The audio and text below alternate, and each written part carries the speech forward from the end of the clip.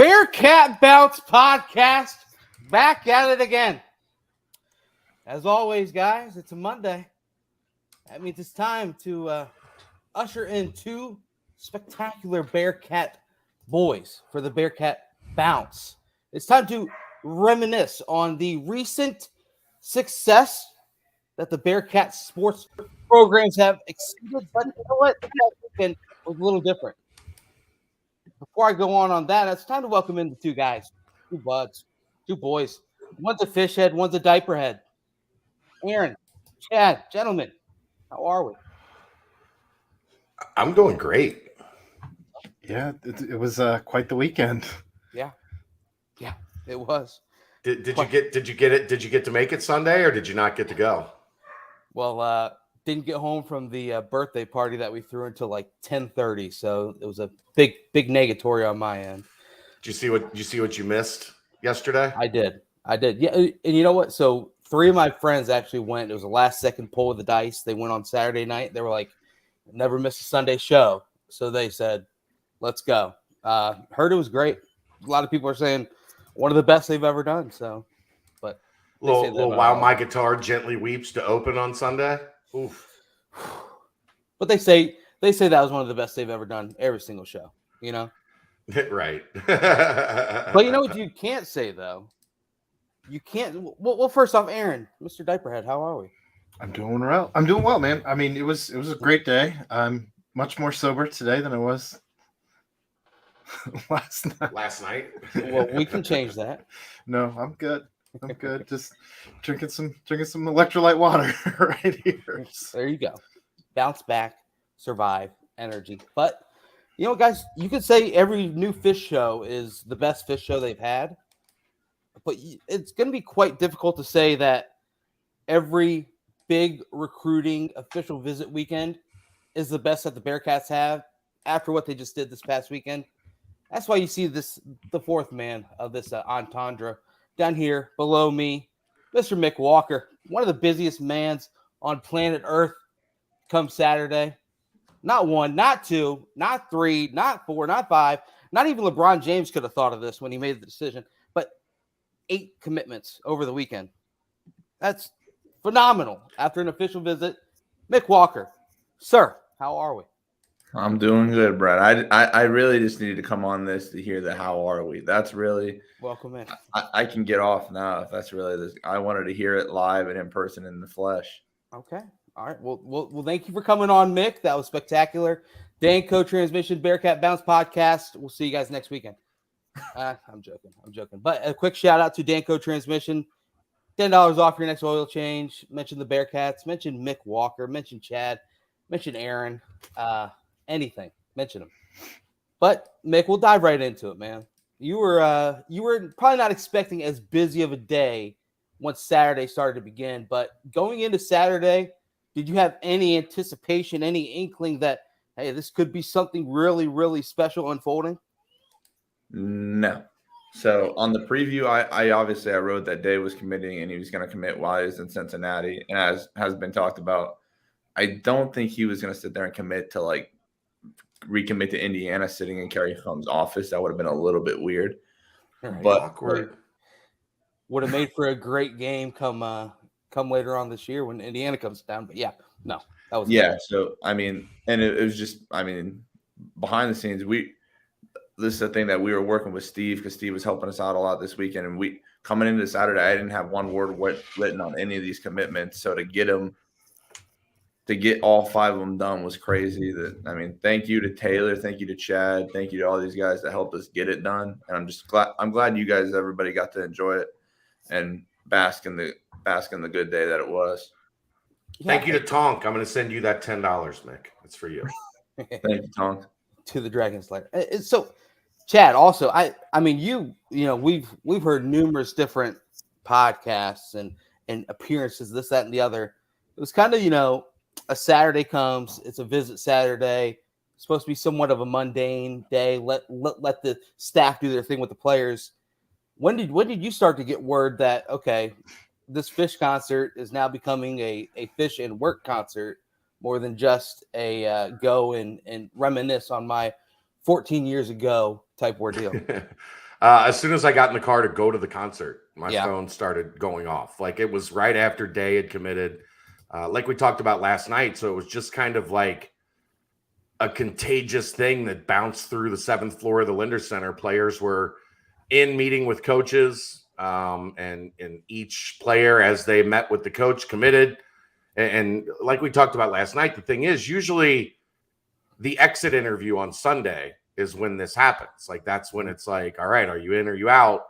And these kids were so excited they didn't even make it past the first meeting with their position coach. And I'm committed. I'm in. And it just kind of, it's like a tidal wave rode through the Linder Center. And next thing you know, there's 5 of them committed Saturday and a couple more ready to go on Sunday. I've never seen anything like it. It was insane. Insane. Well, let's start with Day. We've mentioned him a couple times. Day McCullough, obviously previously an IU commit. Once his father moved on to Notre Dame, that water started to get a little bit murkier, ends up decommitting, and becomes the highest rated defensive recruit in Cincinnati program history. 6'2", long body, safety or corner. That's the big question behind it. Mick, Chad, we'll start with you, Mick.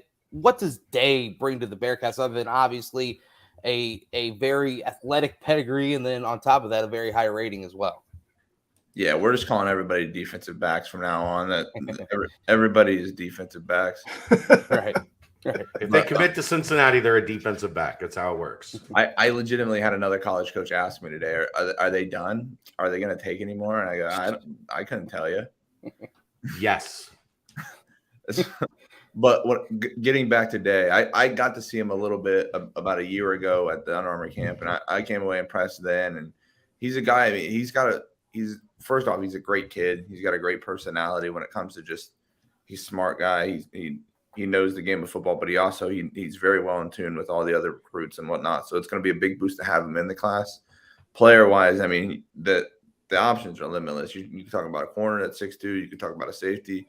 You could talk about a sniper. I don't really know, but he's a special athlete that, I mean, before Luke Fickell, Cincinnati probably wasn't getting many guys like these. So to land a guy like Day to lead off the weekend, I think it set the tone and really it was the little snowball they put down the hill, and it just built up after that.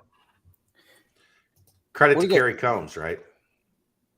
Yes. Credit to Kerry Combs. Credit to Colin Hitchler. The duo, the dynamic duo, if you will. So with Day, I was thinking about this a little bit, and the word on the street was that he was supposed to commit a little bit later in the day, but after probably spending some time with everyone around there, I wonder if they kind of all got together and they were like, yeah, let's all kind of just commit all at once, and maybe that's what moved up the commitment or whatnot, or that mystery would go untold. But on his birthday as well, his brother is a running back for IU. It just seems like it's sorry, yeah, for IU. My bad. Thinking about sorry, I think you're right. Actually, I think his brother's a running back, and his other brother is a linebacker. I think you're right on both. Yeah, okay, yeah. And then so it's just like a dynamic pedigree, a player who can come in with a high rating like that. Not only does it boost the overall rating of the class, it opens up eyes around the country as well to other recruits to say, wow, this is, I mean, if they're going to get a big Day McCullough like that, you see all these other commits that were filing in all throughout Saturday and Sunday. But it all started with him. I mean, you look at his offers, obviously it's littered with all Power 5 teams. It's just really interested to see, he could be an instant impact player on special teams right away is what I would probably take away from, just this, all the things that we've read, Mick, what you posted about what Alan had to say about him as well. And then of course he was the first one to kind of mention how special things are going on at Cincinnati. And it you guys mentioned it last night, just the running talk about culture and brotherhood. It started with Day mentioning that a little bit, and then it continued on with all the rest of the recruits. But I mean, a player of this high level of a rating is not something that just falls through the cracks. Was this something that you guys sensed was once the word got out that Day was possibly going to be decommitting, that Cincinnati had a high stretch on there? Was it a Kerry Combs thing? Was in there ready to make a move once that happened, or was this kind of the chips fell the Bearcats' way, and McCullough ended up here? You want me to get it, boss? Or you got You it? got it. That's all. No, that's all. This is you're the guest. I'm just hanging out. So I'm trying to get the day right about day, but he's a guy that towards the end of spring practice, I want to say he visited for a camp. Yeah, it was right around the end of March. He visited for the spring practice, and while he was still committed to Indiana, and that's something you could sort of just sense from there. There might be a chance Cincinnati could sneak into this, and then really from the time he decommitted from IU, it looked like it was going to be Cincinnati all the way. And Chad and I went on about culture yesterday, but I think you have to tip the cap to Luke Fickell and the coaching staff a little bit with this. I mean, this is a coach's son. This is a guy. His dad is a football coach at Notre Dame. Right. He was on the visit too. He felt comfortable enough to not only send his son to go play for Luke Fickell, Kerry Combs, and Colin Hitzer, but to go on the visit and be around these guys. So I think that says something about the actual culture and the whole thing with Day's family and everything on down. But going back to your original question, this is a guy that, I mean, I think we sort of knew this was in the works. I can't really even tell you how the origin story happened, where the connection started. I think, obviously, I think Terry knew him a little bit from probably his time recruiting him a little bit while they were at Ohio State. But I don't know how it all came about from the start. I know it sort of started to come Cincinnati's way in March, and that's ever since then it looked like Cincinnati had a legitimate shot and eventually landed him.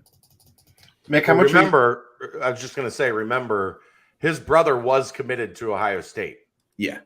And then flipped to Indiana. I believe that's where Kerry made some connections to the McCullough family. And that's the weird thing is because at that time, obviously, I was still covering Ohio State, and there wasn't much interest on the Ohio State side on Day. So maybe it's just something where Kerry went out of his way to know him at that time, and it paid off eventually down the line with him being at Cincinnati. Do you think maybe he was a big Travis Kelce fan as well when they were living there in Kansas? Who knows? You never know. Some sort of inkling opened up his eyes to UC, and they probably do know each other. Travis probably remembers as I'm a kid, like high running around the football field, but they probably do know of each other. Yeah. Mick, how surprised are you that Luke, not even a year ago, pulls the highest defensive recruit in school history? And again, less than 1 year later, we now have the new highest defensive recruit in school history. How surprised are you with any of that? Yeah, I think technically when Trevor committed, he was the highest defensive recruit. And then Mario, when he committed, up that. And then I mean, I don't know how you get up where Day is at, but still. I think Shep too, right? When he Shep was when he committed too, yeah. And then 24/7 dropped him. So it would have been Shep, Trevor. So he's done it 4 times. He's upped himself 3 times. He broke it. Jaheim was the highest rated defensive recruit, I believe. Or no, he was right under Chris Williams. I got him pulled up right now. As far as defensive recruits go, I can share this, I guess. A lot of it, though, is at the time they committed, which those rankings changed. So looking at the final list is a little bit misleading, at least. But to continue to do it just sort of speaks to the recruiters, I guess.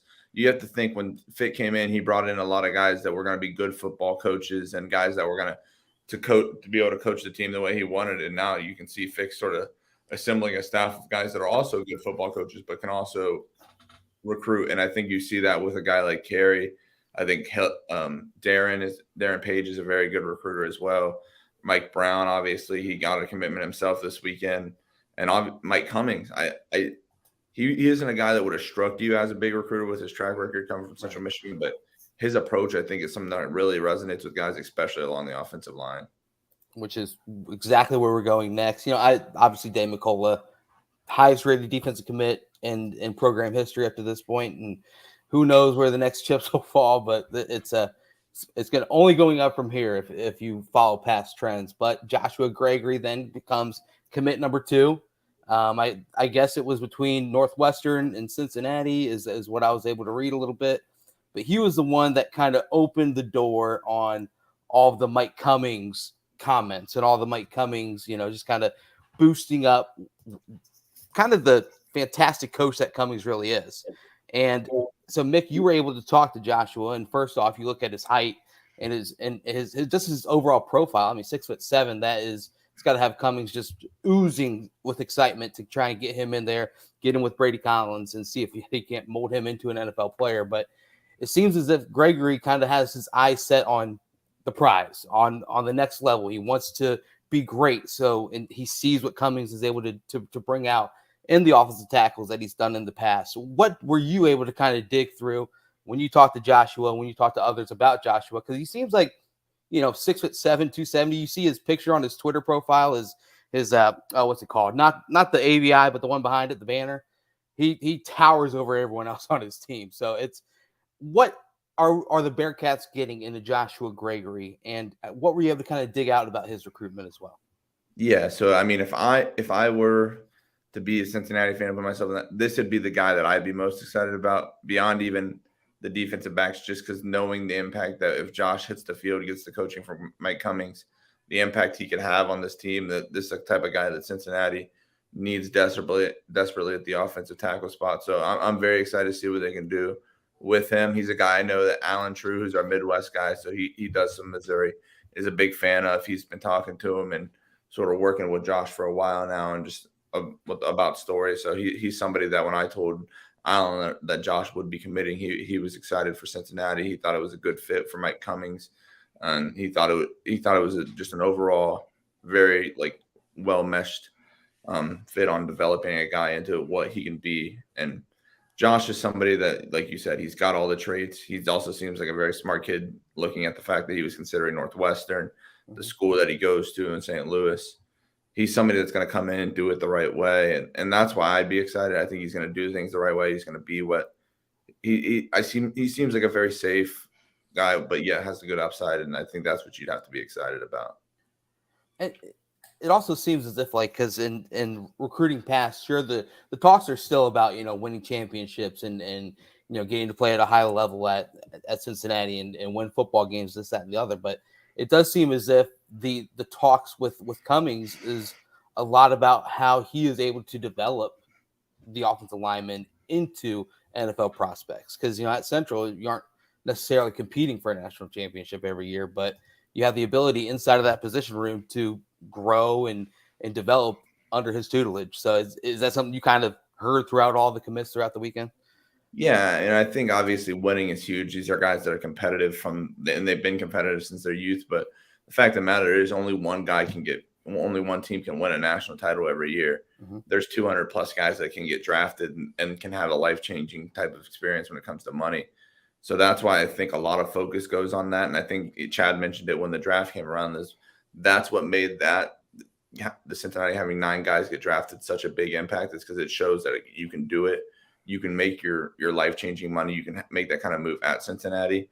And I think Mike Cummings' track record of doing that, like you said, it speaks to these guys, because there's not many people that can lay down his resume the way he can and be like, I was at a MAC school. I took a former tight end and made him a mid-round pick. I took another guy and made him the number 1 overall pick, the last number 1 overall pick as an offensive lineman. So to be able to say that, it resonates with a lot of these guys. It resonated with James. It resonated with Josh. It resonated with I wasn't able to talk to was it Nick? I don't want to get it wrong. Nico Oliveira, is that his name? Yeah, it's Nico Oliveira. Yeah, okay, yeah. I didn't get to talk to him, but I imagine that resonated with him as well. It's just, that's what guys want. There's a better shot of you trying to play in the NFL than there is trying to win a national championship, just by numbers, I guess. Yeah. Okay. With him being 6'7", 270, is this we've heard so much about Mike Cummings likes the big offensive lineman, but is this kind of the archetype that we're going to be looking at with a Mike Cummings offensive line, as far as, this being the first one that we really got to see Mike have his hand in? Yeah, and I think you see that with, more takeaways from the Thursday camp last week. Evan Tingestal, the first offensive lineman we discussed, working exclusively at center. We're working on getting the snaps down, and he's 6'4". He's a good 6'4" already. So you just see that the precedent is set is that we need guys on the outside. We need length, because defensive linemen like a Will Anderson, like you name it, these top tier defensive linemen, they're coming with length. You need length on the outside to combat it. And I think that's what sort of makes Mike Cummings sit there and say, we need length on the outside. And I think his hope would be that this is the standard. Like, I know from talking to Josh is a bare minimum a legit 6'6". 6'7" might be an inch tall, but who cares when he puts cleats on? With James, he's gonna be a legit 6'6". I don't know. I haven't been able to see Oliveira in person, but I don't think they would have taken him unless he fit the size profile. And even the guy they're going to have on next weekend for an official visit, Brandon Solis out of Lipscomb Academy. I saw him in person, and he's a legitimate 6'6". Like these are the guys they need. You need 2 offensive tackles. You can bump tackles down in the guard. It's hard to make guards tackles, and I think that's what he's sort of shooting for here. Let's roll on to James. You mentioned his name a couple times, and this was also mentioned on last night's nightcaps as well. But you were able to get one heck of a quote out of him, and I'm going to read it. This is his words coming of what Mike Cummings was saying through him. It said, "All right, listen, James, I like your film. I like talking to you. You're a cool guy, but I'm going to be honest. If you're lazy and you're not tough, I'm not your guy. I'm not going to be your new old man best friend. That's not what I am." I'm going to start using that line too. I'm not going to be your new old man best friend. I feel like I'm going to be the first one to hear that line. Right. Aaron, are you ready for the nightcap tonight? No, Chad, had a couple too many pops. Well, Aaron, I'm not going to be your new old man best friend. You're hopping on. Damn it. But, I mean, when you hear that coming from a recruit, that could be taken one or two ways. You know, like the new style of the quote-unquote players coach. You know, someone might not want to hear that or might see that as somewhat of a challenge. But James Jenkins owned it, and he says, that's what I want in a coach. Were you able to kind of dig and find out about him? The fact that, okay, wow, this guy is ready and locked in to be another, you know, not really project under Mike Cummings, but another guy who's going to really blossom under the teaching of what Cummings is going to bring. Yeah, and I think that sort of speaks to the guys that it shows that James fits exactly what Cincinnati is looking for in an offensive line, because the fact of the matter is you're not going to get your Evan Neals at Cincinnati. You're not getting those big guys that come in 5 stars and they're ready-made from year one. You got to get guys that are developmental, and I think from talking to Josh, from talking to James, they have the mentality of we know we have to work, and we know Coach Cummings is going to be honest with us throughout that process to work. And I think you see that in sort of the quotes that James said. I think you just see that in him being the guy that you can read about him. He's a guy that's going to be bought in. I think Coach Cummings is a guy that's going to push his guys. We've seen that a little bit at spring practice. We see it at camp. Just seeing him work with Evan, he's a guy that he relates to these guys, but he told James, he's not here to be an old man best friend. He's here to help and develop guys, and he's got many ways of doing it. But his goal is to get these guys to the NFL and have a very good football team on the process of it. I know it's kind of a little different to be excited about an offensive line coach, because you feel like if you're not talking about the offensive line, it's a good thing, right? Where that means people are doing their job and all of that. But how can you not be excited about the cultural fit that Mike Cummings is? And you just have to tip your cap to Gino Guidugli for reaching back out to his old mentor and bringing him into the fold. So, I mean, what are your thoughts on just like how much the Mike Cummings effect can have on this particular team? I mean, it's big. It's because you see it. Arkansas, week 1, Sam Pittman has built a very good program being an offensive line guy. Good offensive line coaches, they typically either go up to the next level or they stay pat and they work up to being a head coach. You look at a guy like Bill Beatembo over at Oklahoma. He's been somebody that whether it was Lincoln Riley in that role or now Brent Venables, you hold on to the good offensive line coach you have because there's very few of them. You try and keep those guys around.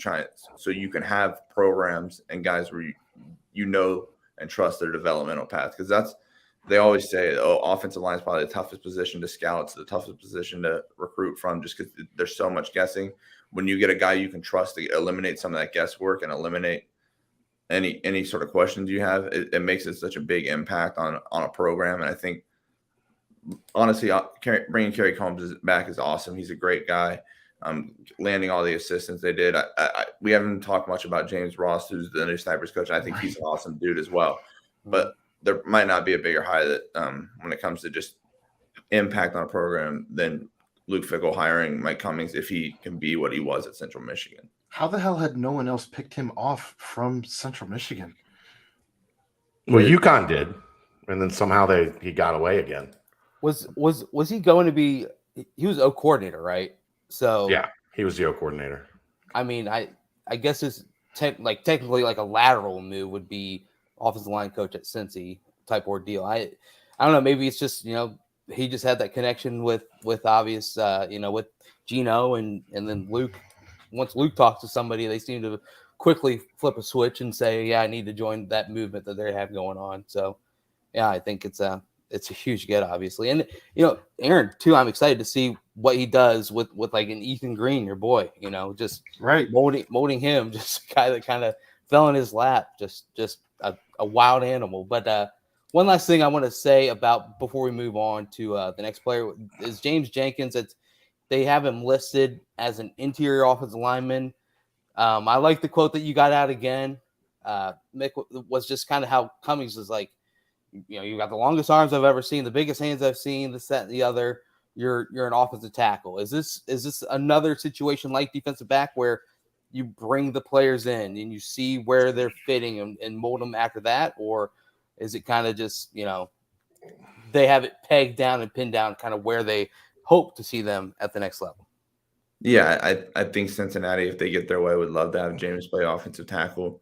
Obviously, the team and the rankings, council and whatnot here at 247 viewed him as an interior offensive lineman, right, wrong, or indifferent. That and you ask anybody on there, they'll admit it. I mean, they're going off of their best evaluation. Cincinnati can have a different evaluation. They go off of that. So the ranking stuff, it is a bit weird, but it ultimately what matters is what the colleges want to do, and I think Cincinnati wants to start James at tackle.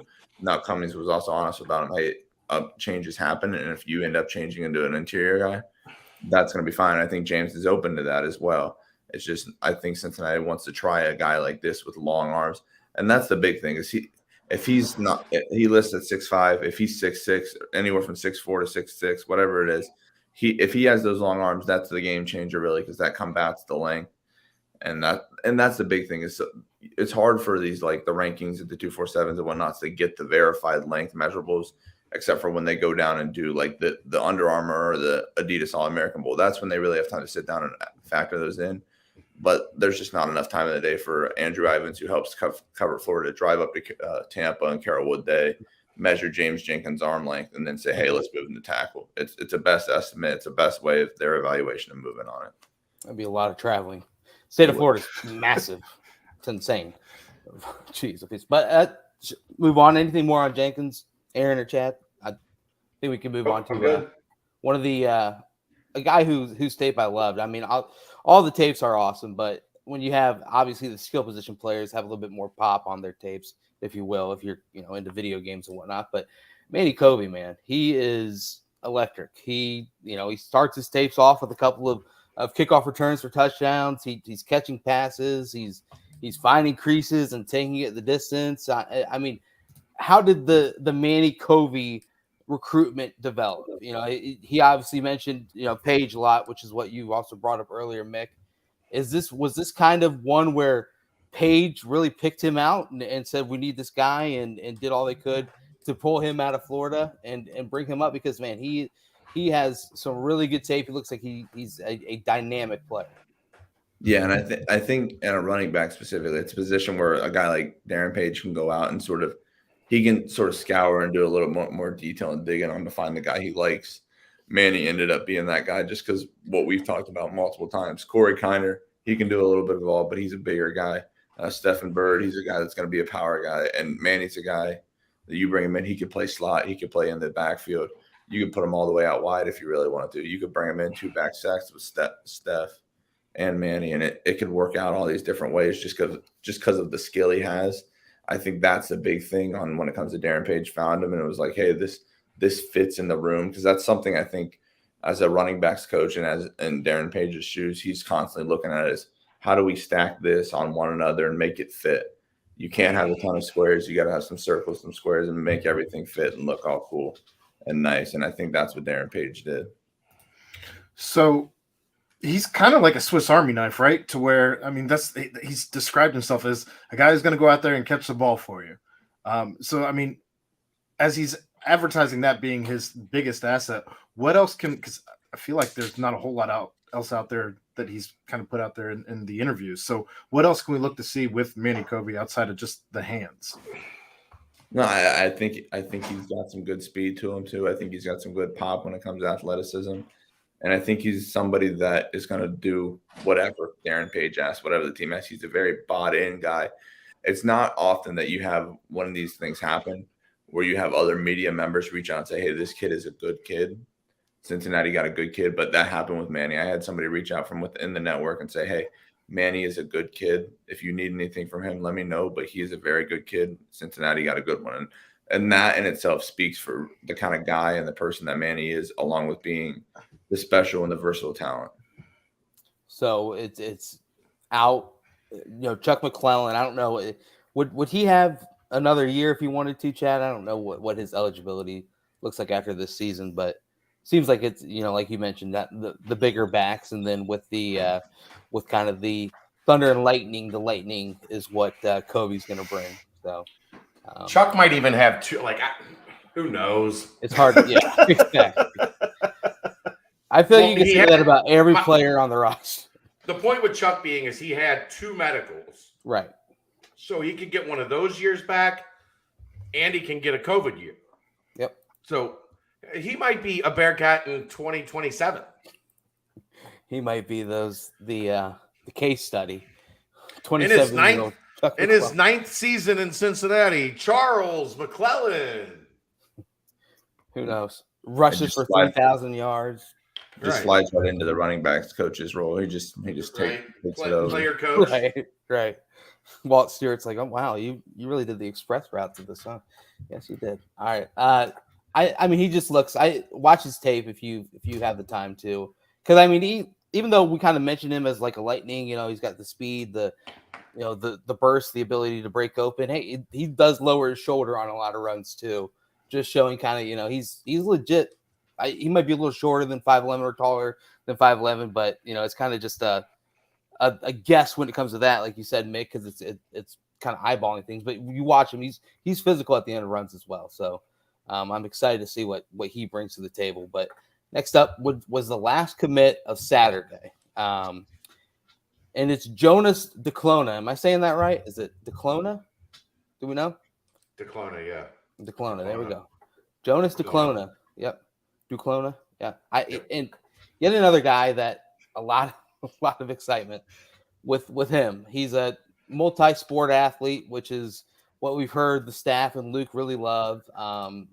Track and basketball on top of him. He's just one of these guys that, as Mick said, defensive back. We'll just call him a defensive back. But another commit coming out of Florida, a guy who, he was mentioned numerous times in a couple other interviews I was reading, just the fact that he is relishing in the fact that Cincinnati recruits underdogs, and that they build up these underdogs, they develop these guys and kind of guys with chips on their shoulders and whatnot. When you were able to talk to Jonas, Mick, did you get this sense of he's ready to come in and make his stamp on the Cincinnati program, and he seems like a player that could only get better with another season. I think he played behind a kid that moved on to Florida this past season, if I was reading that correct as well. So I mean, it's just another big time player in the defensive backfield. Yeah, sorry, you still got me? Yeah. Yes. Okay, sorry. Somebody started calling me. Let me get this back up. But yeah, Jonas is a guy. I think you talk about somebody that's going to be an underdog, like bought in. Go read it, like the commitment story. Because it's fun to ask these defensive backs to commit. Hey, Sauce Gardner going top 5. How cool is that? And Jonas was, most of the time it's like, oh, that's so awesome. I can't wait to be that guy. But Jonas is like, yeah, that's cool. But his path is his path. I have to find my own path. And if I want to get to where he got, I have to buy in and go into the weight room, go into everything I do here in Cincinnati with my mentality and progress in my path. And hopefully I can get to that same point and we can talk about it then. But he's not sitting there going, I'm coming to Cincinnati. They put Ahmad Sauce Gardner in the league, so I'm going to be the next Ahmad Sauce Gardner. He goes, I'm the Jonas DeClona, and I'm going to be that guy going forward. And it's interesting to see a guy talk like that. He's someone that mentioned the weight room specifically. So this is a guy Brady's going to love. Be ready to ask him about him. And I mean, I don't know, probably this time next year, but it'll be fun to see how he develops. So he ended up being number 3 of 4 from Florida in this particular class. We had several guys from Florida last year as well. Are you surprised at all to see the kind of waves that Cincinnati is starting to make in Florida? Yes and no. I think it starts a lot with Gino Gaduli is a big presence down in Florida. He spends a lot of time when it comes to the just area recruiting down there. Anybody who's met Gino, I think you can speak on just how much weight and how much just emphasis he carries and how much respect he commands wherever he goes. So I think that's a big thing when it comes to these Florida coaches, respecting when Gino comes in, gives a Cincinnati offer.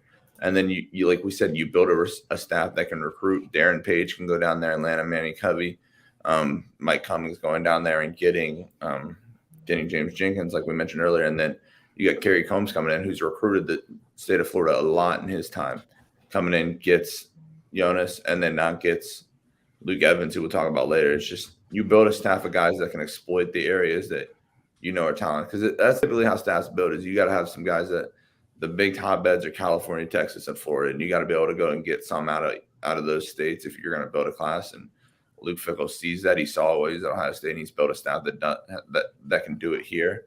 So to see him doing it doesn't surprise me, but to do it to the level where they're beating out like a Penn State, a Georgia, like to get these guys, that is impressive in itself because that's punching above a weight class and knocking him out. Well, and Aiden Green worked out for Clemson last week. Like, they're dipping their toes in some unfamiliar waters. And that's another one with like Mike Brown, Gino Gaduli, like there's a lot of guys that can get Cincinnati in a lot of doors, and it's about building on it from there. I mean, you don't want to say it, but like Gino's probably one of the bigger, more important guys on this staff, and you're seeing his fingerprints all over a lot of things. Obviously, he only gets to take one guy a cycle with a quarterback, but he's probably got an assist on most of these guys that they landed this weekend because he's constantly out working on the trail, and he's constantly getting Cincinnati in the door and then having the assistants help him to get past it. Just a cool dude too. But and that also kind of feeds into the whole, and I feel like DeClone is the guy that kind of really harped on it the most, was like the brotherhood aspect and the just the culture. And you guys touched on this last night as well, and culture and brotherhood, this, that, and the other. But every single one of these guys just talk about Cincinnati as if it's on a whole different stratosphere, as far as like these guys all like really do love each other. It's like a strange thing to see. It's kind of like they went to these other schools, they've taken visits to other places, they've seen other locations, and they've never experienced exactly what it is here. And like you said, that kind of is the quarterback coach, the offensive coordinator is out there reaching out to defensive backs and offensive linemen, defensive linemen. And so it's an awesome connection. But touch on a little bit more, because you mentioned it last night on the nightcap, just the constant continued brotherhood mentions and culture mentions. You've talked to a bunch of recruits throughout your past 5 years, or however long you've been doing this. Is this kind of seems like the craziest trend of the most people kind of saying this culture and brotherhood in one weekend that I can really remember. It just seems as if it's finally formed together, and everyone's all bought in there on campus, and the recruits are really seeing it. Yeah, and I think it all sort of, you can see, like if you go to an event that has Cincinnati football involved with it, Thursday camp was a great example. I don't know if we can even speak on this. I know at some point players used to get paid for working camps. I don't know if they do anymore, but there was like 20 players out on the field on Thursday night. Like you have Trey Tucker, Lenny Taylor, like you know what I'm talking, Tyler Scott. Like there's a list of guys that were there just wanting to spend time around like Fick and the coaches, and like JQ even said it to me in chat when we were talking. He was like, "Yeah, I was out down the road, but these guys texted me, said they were going, so I said, come get me, pick me up." So that like they just want to be around each other, and I think that's the big thing that builds on that culture is these guys just genuinely want to be around each other, and it's something where you don't always see it. Like some of these guys can be like introverts, they cannot want to talk, but they enjoy like the time around each other, and I think that like that goes from top down. Like Fickell, like Luke Fickell enjoys being around all the guys on his staff enjoys being around other members of his staff, and it boils down from the very top to the bottom. It's also why you recruit good dudes, right? Like when you recruit a bunch of good dudes, guess what? It's a lot easier for them to all get along. When you got a bunch of assholes on your team, that fractures the ability, this group doesn't like that group and that group doesn't like this group, and you deal with a social dynamic that's a lot more difficult to handle than if you have a bunch of good dudes on your team. You got a bunch of good dudes on your team, it's easier for good people to like other good people. That's just human nature. And you saw it a couple of years ago at Camp Higher Ground where Majay and James Hudson would literally get to like bouts, like just seemed like they hated each other. It seemed like they hated each other, and like a fight was going to break out every single snap. But after practice, there they are, arms around each other, just brothers. And I mean, it's crazy how much it's evolved because the culture thing gets tossed around a lot. I love the little mashup that they do after like coaches get hired at places, and every single new hire said culture like 97 times. Yeah, but like you guys said, it's so obvious where and it does start at the top. Like Luke is just it's insane how crazy Luke is able to grab a hold of a program like this and really instill a culture and a brotherhood to the point where all the coaches are following suit, all the players are following suit. The veterans are now somewhat like big brothers and big kind of coaches themselves. The whole thing is just a brilliantly put together group, and as you can see, it led to 8 commitments. If we have nothing more on Duclona, we can move on to the next handful of guys because that was an end of a wild Saturday. After that happened, Chad, you were probably midway through the Fish concert. Mick, I'm sure you were able to take a deep breath after the Duclona commitment came through. But was it Brent? I tweeted the Duclona commitment from the lawn right before the first set. There we go. Well, that's good then. That's good timing. Good timing. But I heard you didn't have a drip of alcohol, which is, man. I didn't. Well, I knew, one, I had too much stuff to do before. Right. So I wasn't going to be able to sit there and booze it up beforehand comfortably. Right. And then I'm not paying. I don't buy beers at sporting events. I don't pay $11 for a beer. I refuse to do that. So get this. I paid $5 for a can of water. Like that's asinine enough as it is. There's a secret little booth there where you can buy like a whole bottle of wine, and they pour it into like a big like chalice type thing. Yeah, I saw somebody sitting next to us that had that. Yeah, it was like $25, which is like, you're paying $25 for probably like a $8 bottle of wine, but still, it's a better deal than paying $30 for 3 beers. Yeah. So, but no, yeah, I mean, Mick, did you take a huge deep breath after that on Saturday? I did. And while we're talking about alcohol and we're transitioning to Saturday, why don't we throw like a timestamp in here? I like this. Look at Mick go. Wow. Whose show is this? You're making Urban Artifact happy. Wow. I mean, you're more on top of the timestamp thing than Aaron. And a timestamp is what we use to break things up. And Saturday, will be this timestamp. And on a Saturday, if you're curious to explore what lies beyond craft beer, take a trip to Urban Artifact. They don't make beer, they make fruit tarts. Come see what the world of real fruit has to offer. Swing by Urban Artifact's Northside Tap Room. Mention Bearcat Journal. Get $2 off a flight of 4 tasters. Aaron, which one are you drinking tonight? I'm drinking the last of my shipment, my original shipment, the last teak I have. Oh, well. Are you out? I'm out. Scott, Brent, and Aaron need a new shipment. I'm 21 too, by the way, bud. Oh, shout out! Mick's getting his name in the mix. But no, it's funny because I had a couple people come into town, obviously this weekend. Whole family was in town, and they're rummaging through the fridge, and they're like, "Oh, what are these?" I'm like, "There's like 4 of them left," and I was like, "Go at it." They sponsor the podcast. It's really good. Enjoy it. And so kind of a little bit more brand development there. Some of them were from Columbus, Ohio. They're like, "Oh, we love this, man. We love these." So it all worked out. Shout out though. Shout out Urban Artifact. Timestamp. Lock it in. Already did. So Saturday goes into Sunday, Saturday night, get a good rest. Sunday, just point blank, were you guys expecting more commits on Sunday, or was this a continuation of, wow, like this snowball is just really accumulating? So Chad called me like 2 hours into my like 4-hour drive to Purdue. Like said, hey, we got one coming. This would have been Oliveira. He was at what, noon? Yeah. So I pull off and I like write this. I type up what I can to get to Chad so he can have something up. Luckily, Mick Family typed it up, not Mick Walker. Did you notice that? What is Mick I don't. Family? There's something. You now have two bylines, and one is Mick Family, and one is Mick Walker.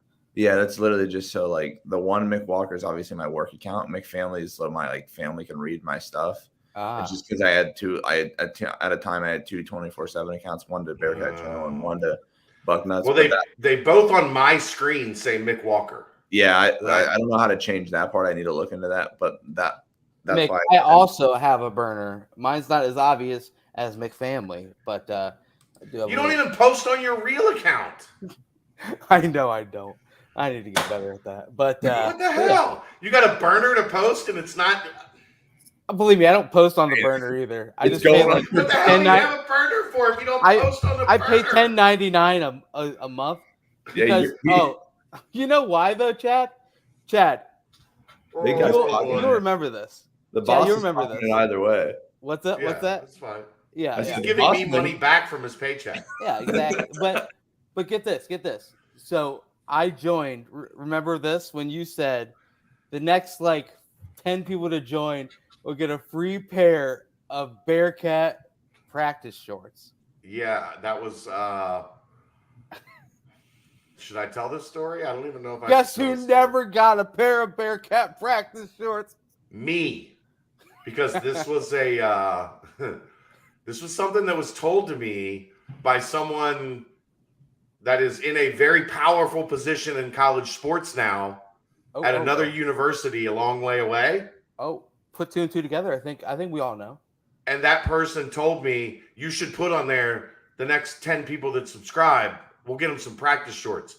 And within 30 minutes, compliance was on the phone. No way. Yeah. Where are you getting those practice shorts? And I just was like, so-and-so said I could have some. They're like, you can't do that. That's not how this works. And then by that We're point, not affiliated to you. Yeah. Okay. by that point, everybody had already signed up. I really hope this entire story is about the Bone Zone. Well, someone that, okay. But We were standing in higher ground. We were standing. It was a night practice at higher ground. And he's like, hey, Chad, you should put on Twitter. that was before I was working at BCJ. And I messaged you. I was pretty quick to message you. Yeah. And you're like, yep, you're one of them. Congrats. I was like, all right. Still waiting on That got shut down real quick because apparently they didn't have the ability to order more of those, and they only ordered enough for the team. They were like, "There's not even the receipts. There's not even the ability to give you those if we wanted to. We don't have them." So would you call it a bonehead move? Hey, sorry, buddy. They're in the middle. Oh man, Chad! Wow, we really went from like DMing on Twitter to like texting pretty quick. I'm here for you, Colin. Sarcasm noted. But anyway, that was that. So yeah, and I never post on the burner account either. So, But you still pay for it every month? I do. I see it hit my thing, and I'm like, oh well, it's going to someone. He's a good guy. It goes to you. It's just Back to the topic here. No, I don't think either of us expected anything to come on Sunday. We were sort of like, I don't think anybody. I do something like I was told, be ready for the potential of things happening on Sunday. I didn't think it would be three more though. I thought there would be like one, maybe two more guys that got caught up in the wave of what happened on Saturday, but I didn't expect three at all. I wasn't expecting another offensive lineman. I'll tell you that. I did not think they were going to go 3 for 3 and do all that. Yeah, just offensive linemen and defensive backs, everybody. Well, one could argue outside of quarterback, those are the two most important spots in college football these days. Yeah, O-line and DBs. Well, let's talk about them. This is a guy, after doing a little bit more digging, Nico Oliveira is who I'm talking about, who seemed to pick up some real steam. As well, and by the way, Chad, the receipt back in November 2018, no word yet on the shorts. They're back ordered from Under Armour, so we're just waiting for now. Yeah, I was lied to also at one point that we were going to get that it was still going to happen. I don't think that was ever true. But I think it actually led to you offering a job. There you go. So look at all the money you've made from that subscription. Enough. Jesus. Enough to buy a new pair of shorts, man. That's good. That's good. So anyway, Nico Oliveira. He seemed like he was picking up some steam in recent, just by what I read. Picked up a handful of offers recently and some pretty big ones in that. Yet another guy who fits this newer kind. I mean, I say newer, but I mean 6'5", maybe a little over 6'5", if you will. A guy who kind of seemed to not really maybe come on late, I guess you could say, but one that they were able to get eyes on. And at this point, after all the commitments were flooding in, I kept on I was texting my friends a little bit, and I was like, you know what? At this point, you trust the staff, and you say, hey, these are the people that they invited on an official visit. They're going to accept all commitments from an official visit if they can get them. So he was Sunday commitment number 1, 6 of the weekend. Handful of Power 5 offers to go with him as well. Penn State, Pittsburgh, Oregon, Boston College. What can you tell us, Mick, from what you've been able to kind of gather about Nick, or I saw him listed as Nico and somewhere else too, but Nico Oliveira, as far as what he brings to the table and as far as what you kind of have heard about his recruitment as well? Yeah, I mean, this is a guy that picked up some offers late, some offers in May, and I'd have to check my phone, and I don't want to look down right now, but I believe he didn't get on my radar for a guy that was going to be on for an official until later in the week last week. So that's why I think if you go on like the list of guys that I put on there, there's like a weird spacing between him and the last guys, because I had to add him on because I actually forgot because I was told so late. So to offer him when they did, to get him on campus, how they did, I mean, it just speaks to, again, Mike Cummings coming in with an honest, open approach, getting and just telling guys where they fit, and it worked out for Nick. It seems like he's a guy. I think the big thing also with these offensive linemen is if you look at this weight, it's all sub 300. I mean, you'd have to ask Brady, and I don't know if he could say much on it, but I imagine that's right around the range where he would love high school guys to come in at. That 280, 275 range. It's far easier to add than it is to lose. I think all 4 of us can speak to that. Touche. Well played. But yeah, I think that sort of speaks to what Mike Cummings wants, along with just Nick being a guy that, again, could play tackle, can move in, and fits a lot of different roles along the offensive line. Is he the most baby-faced kid you can remember committing to the Bearcats? Probably. He's got to be up there. You got to be up there for sure. I mean, definitely on the Mount Rushmore of baby-faced commits. The baby-faced assassin. Chad, Justin Green was one. Justin Green in high school looked like a baby. Or Justin Harris, sorry. Justin Harris. Okay. Justin Harris looked like a little one in high school, like a young guy, really young. Well, they come and they grow up real quick once they hit that college and the college lifestyle. Chad, do you have anything else on Nick Oliveira? It seems like another guy who's got that frame and someone who can really probably fill it out once he gets under Brady. Hey, Joe, you take all of them. All of them. Everyone, every single defensive back, you take all of them. If they have to play offensive line, you get them up to 300 pounds and they play offensive line. You take all of them. I want 10. I want a minimum 10 defensive backs in this class. How soon do we think that he might be ranked? This week. I talked to Doan. Doan's gonna get him ranked sometime, hopefully this week. Okay. I haven't talked to Brian on it. Don't have any thoughts on the kid, or is it more just a little bit? He said he needs some work. He's kind of a developmental guy, but because of his frame and that's why teams really had started to jump on him late when they were starting to get a look at him. I know Penn State had offered, they were trying to keep him warm. Yeah. so they could get a better look, a better feel for him, and Cincinnati kind of ended that desire for them. So I think he's pretty high on him. He thought he was a solid prospect, but as are most of every offensive lineman you see, unless they're top 30 kids, they're gonna take some time. They're gonna take some development. But at 6'5", 280, okay, we'll take some time. Yeah, and he was the guy that I think you mentioned it last night on the nightcap that he after he did pick up that Penn State offer, coming from the Northeast, he coined it as a dream offer. Has a lot to bring, and I have a lot of great relationships with all the coaches.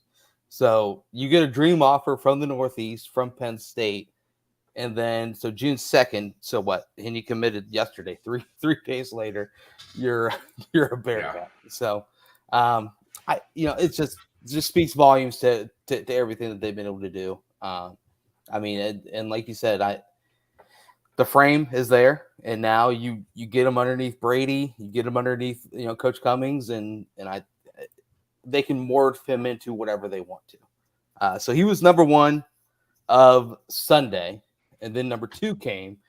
And 2 big splashes to end Sunday. These two are legit.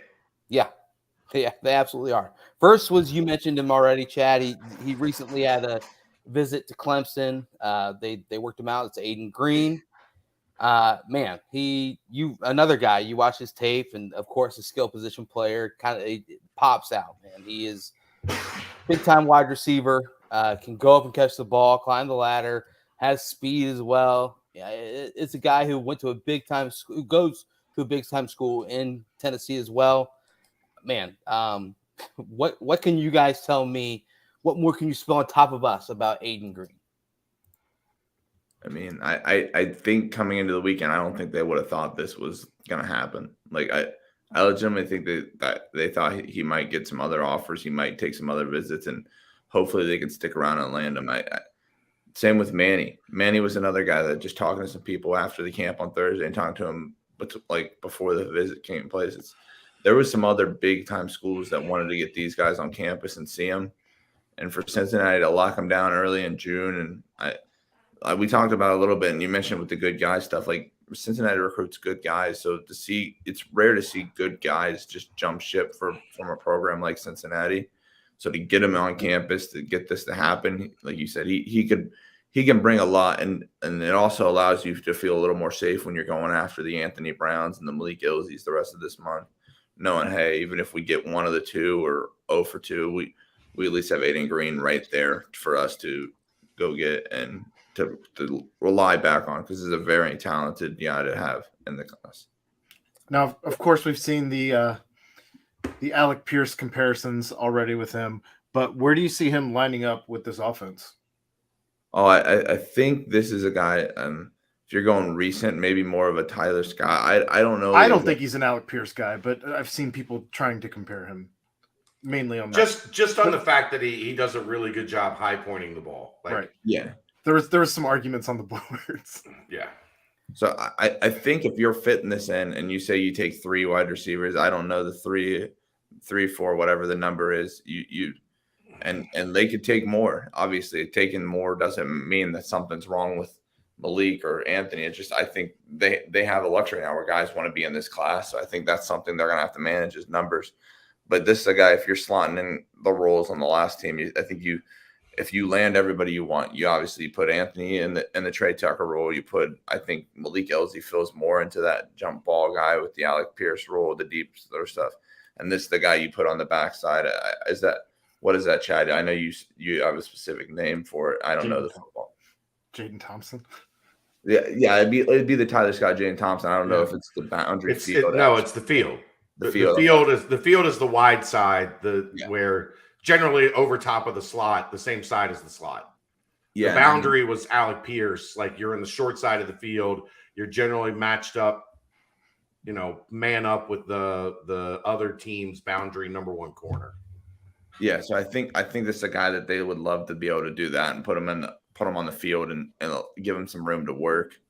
he was a big basketball kid down there for Powell. So obviously the athleticism, the high pointing abilities there. Yeah, he said that he can do a standing dunk, and I mean, if he's only at 6'5" that's impressive for a 6-foot guy to not Yeah. need a run up. Yeah, I mean, it's just a high level athlete. I yet again just watched a little bit of his tape. Aiden Green huddle. It's impressive. You know, he's another guy that shows some wheels and some ability. And from that Tennessee, you heard on the BCJ pod last week, Dave obviously knows a good amount about, you know, Tennessee and Knoxville high school recruiting, and he mentioned how, you know, it's them and Alcoa, right, is the other one where Isaiah Cox went last season. So you know, or 2 seasons ago, but it's just a high level guy, a winner as well. And I think that's another constant that you see is all these guys, if you have to compete to make the playoffs, most of the time their teams are making the playoffs. Most of the times they're coming from a winning program, from, you know, just have this pedigree behind them of winning and achieving greatness. And I mean, he's another guy that just has high level talent, obviously athletic. You want athletes out there at wide receiver, and he fits that bill. And like Chad said, like you said, Mick, he's a guy that Clemson brought in. I'm sure once Clemson brings in, kind of like how Cincinnati has been doing recently, other schools catch wind of that, and they're like, okay, well, we probably need to bring him in as well and give him a look as well. So just a phenomenal job to lock him down that quickly. Arkansas obviously was a big offer. Mississippi State could have been a hometown hero in Tennessee and played at old Rocky Top, Tennessee, but he decided not to. What a terrible song that is. Rocketown. You know what? In a bar full of Tennessee students, it bumps quite loud. I'll give you that much. But right up there with country roads. Yeah. Oh man, I was in Florida one time. A whole group of West Virginia kids were down there, and they were belting that out. But I mean, yeah, it's Aiden Green seems like a big time guy to bring in. Obviously, he's top 500. I mean, it's just a big time get, and obviously, like as you guys are saying, somewhat of a surprise, and it's just another way, you know, Mike Brown, Coach Fickle. I'm sure Gino probably had a hand in this one as well. Just able to get them on campus and lock that down is just speaks to the merits that they bring. Last commit. Did you guys have anything more on Green? Just being able to lock him down the way they did is impressive. That, you know. Yeah, when did they offer him? They offered him in early May.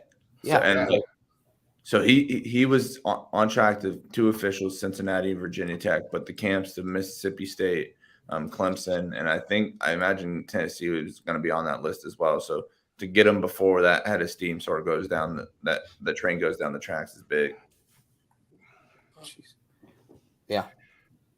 I mean, think about that. Like this would have been a kid that people would have lost their minds. Each of these next two, right, 2 years ago, like people would have lost their minds. But it's like just taken in stride. Like this is the level that Cincinnati recruits at. Like we're gonna get 88s and 89s because when your average is in the mid 87s, right? You're gonna get 88s and 89s. Like that's how this works, and everybody just kind of. Like we're seeing the fan base progress to the point that it's like, no, that's about right. That's our level. Instead of, oh my God, this is the best kid we've like. How do we manage to get somebody this like? No, it's like no, this is what we got to do.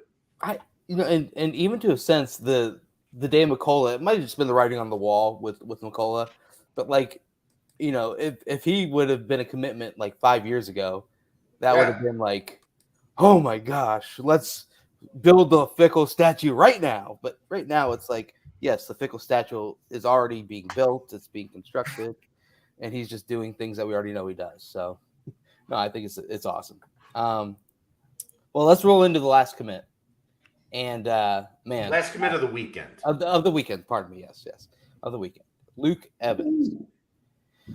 And man, he had some big time offers, and probably another guy, Mick and Chad, you can probably back this up. Probably a guy who would have continued to get more offers as his recruitment probably would have continued if he decided not to commit to Cincinnati this weekend. Obviously, his father played defensive line here back. What was it, the early '90s, or was it late '90s? Mid to late 90s, I think. Okay. And just another Which high means his level. dad is my age. Son of a bitch. Hey, it's all What's good. Kelsey doing? Like this guy's committing to Cincinnati. What's Kelsey doing? Like that's the question we got. We're working on the volleyball career is in the works. We're okay. She's taking an unofficial visit to UCLA in 2 weeks. Chad, you totally missed the son of a Bearcat. Oh, Good one. Because he is. Good thing you Yes. gosh, Aaron, that was good. Wow, very good. I didn't even get it until you explained it, but that was good. I'm here for you. I mean, Didn't even get it until you explained it. let's see it. Luke Evans.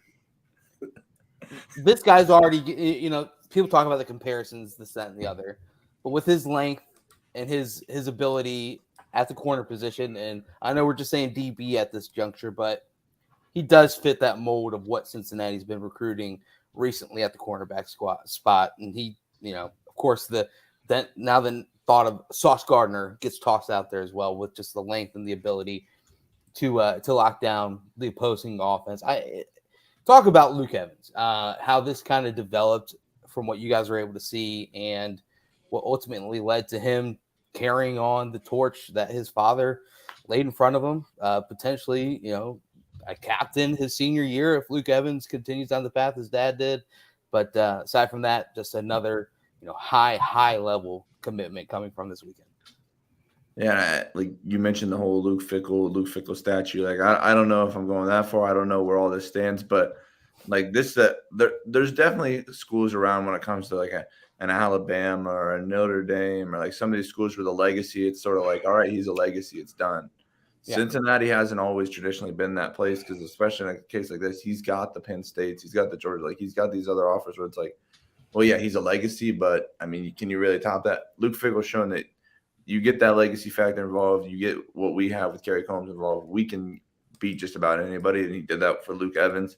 It's like you said, this is a guy with length, with everything they look for at the cornerback position. So to get him, and I think Chad can tell a little more of the story, to get him before he even got home. Like, I think he left without it, but I think to get him before he got home and make him realize that, hey, this is where I want to play is big time for Kerry Combs.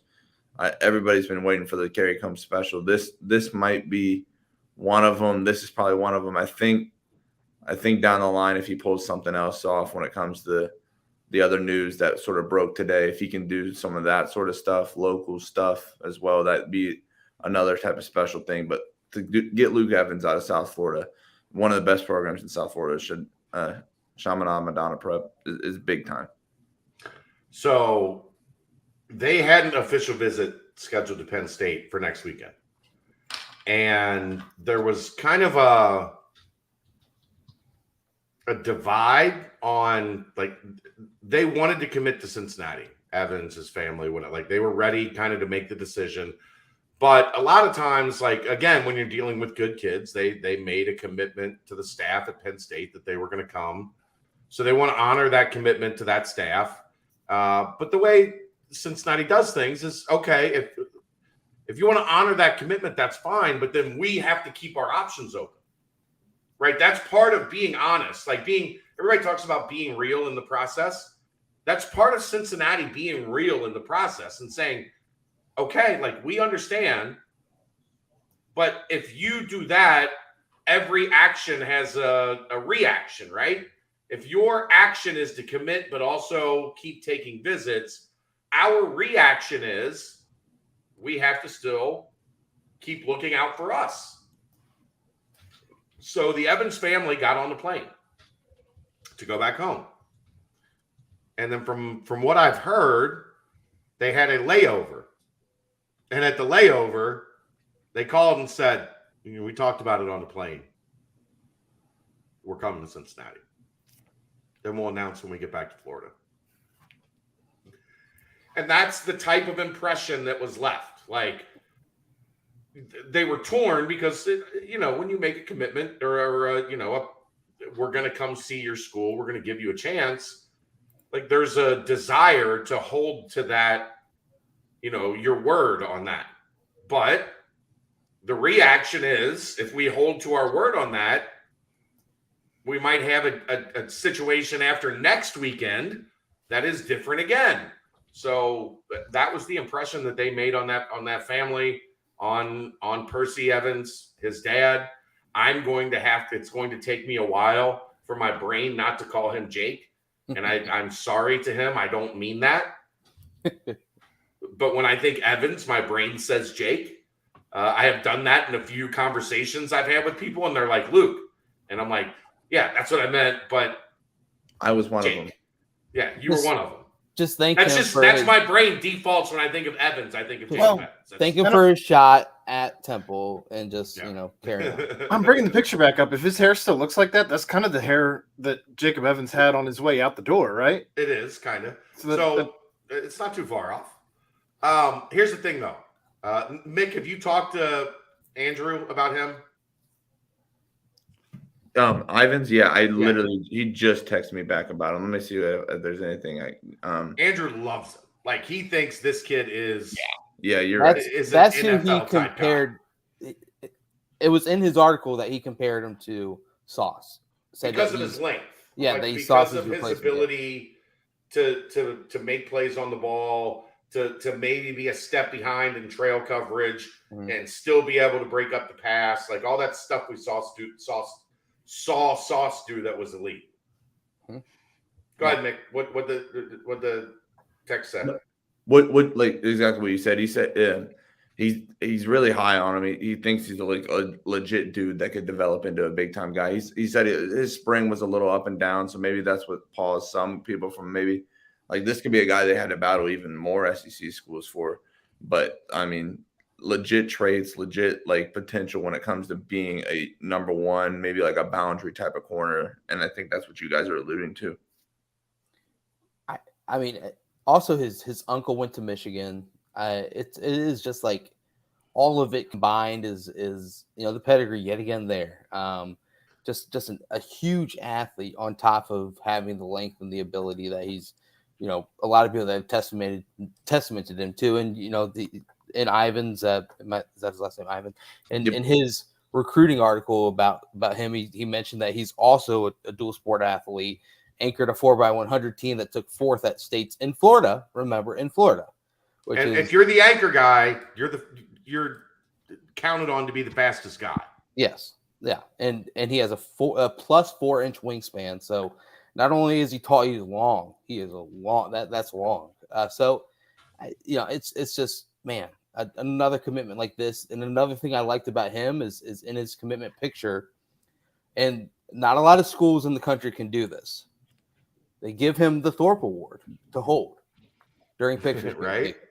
I mean, it's just, we mentioned Fickle, we mentioned, the staff and how much of a brotherhood and everything has. But then the fact that you can then say, hey, look, yes, all these team accomplishments happened. Yes, we went to the college football playoff. That was a team accomplishment. But look what else happens individually. Go ahead and hold this. See how that feels.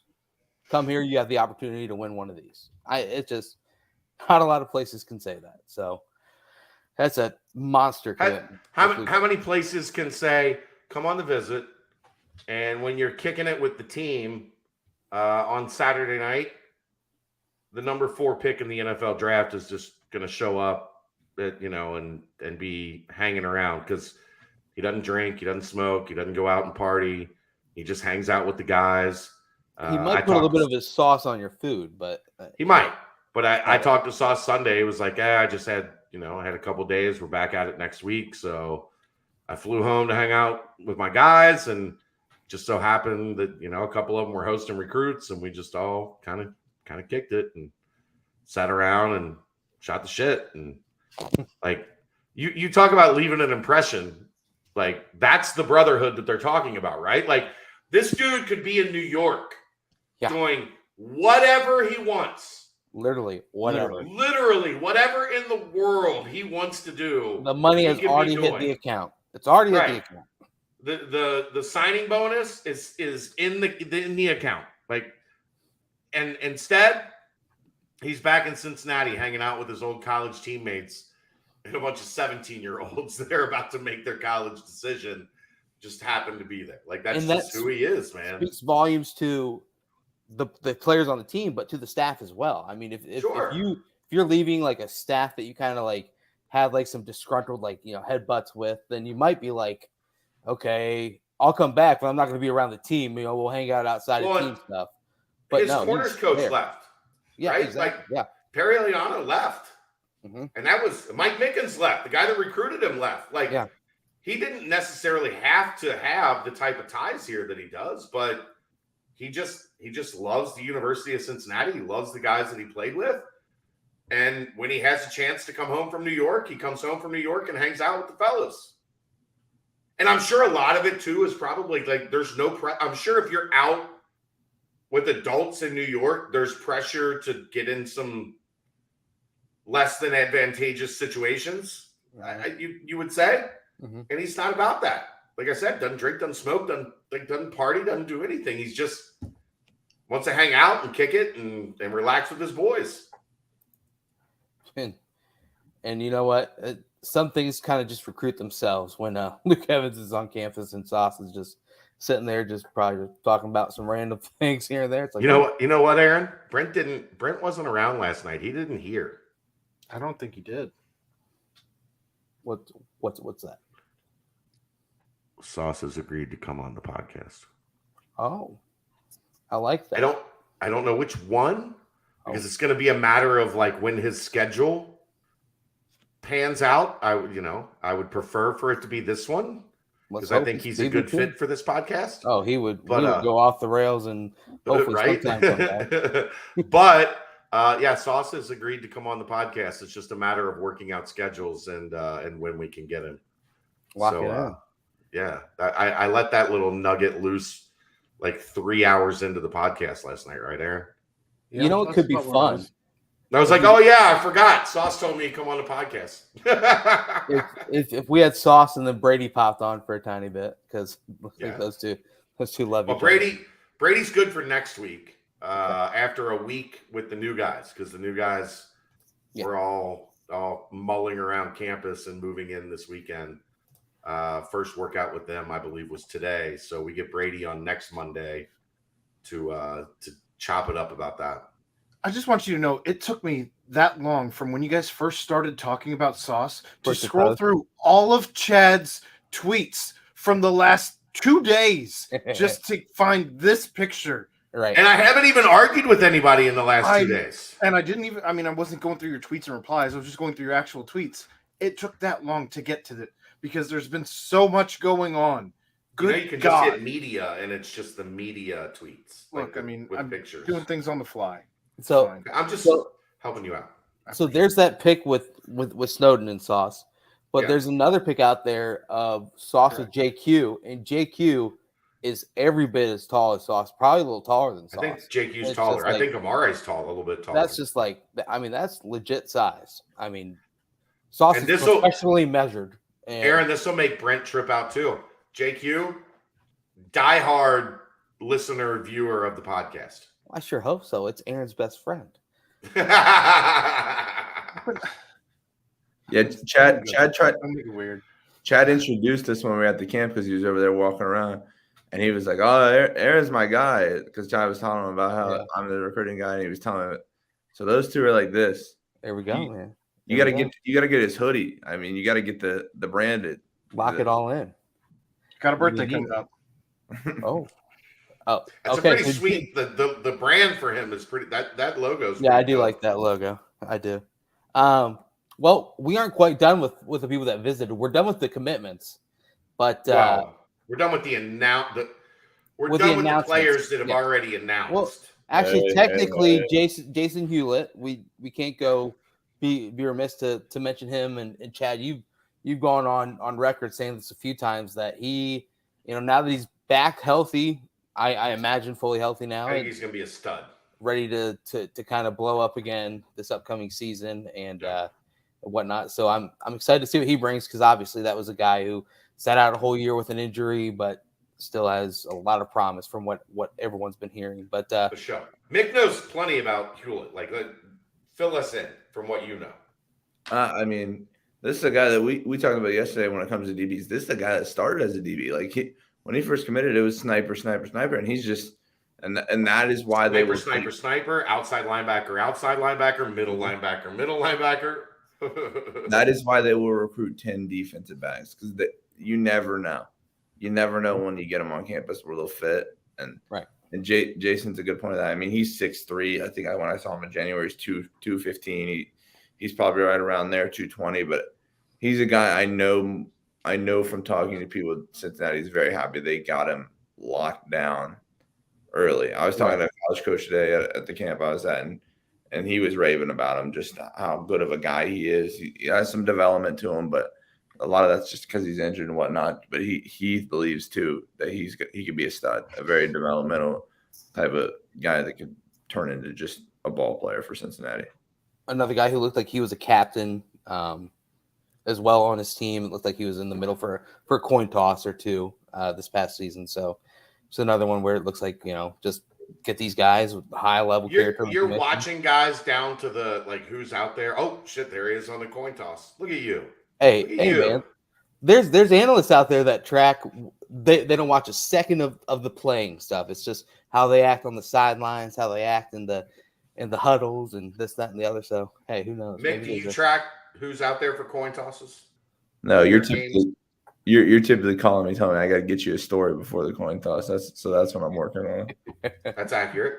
Look, Mick. I'm not here to be your new old man friend. Somehow you got it before I did. Somehow you got it before I did. Had that in his back pocket all day. Back pocket. But anyway. So Jason, he is committed. He's in the fold. But these remaining players were on campus. No commitment yet, but there are some crystal balls floating around there. Some pretty hefty crystal balls as well as Chad has mentioned before. Kamari Burns, as well as Jermaine Matthews, and then Khalil Ali, 3 others that were there on the visit. Guys, accounts that you've heard, just kind of how the visit went for them. Obviously, it's probably going to be just the regular, it was a good visit. It's hard to not have a good visit. But aside from that, what have you been able to gather as far as what you've heard? Those 3 that have taken out from the visit. Those 3 visits went really well. I'll stop there. Mick, go ahead. I think Kamari, I think they were in a great spot for Kamari for a lot of the spring.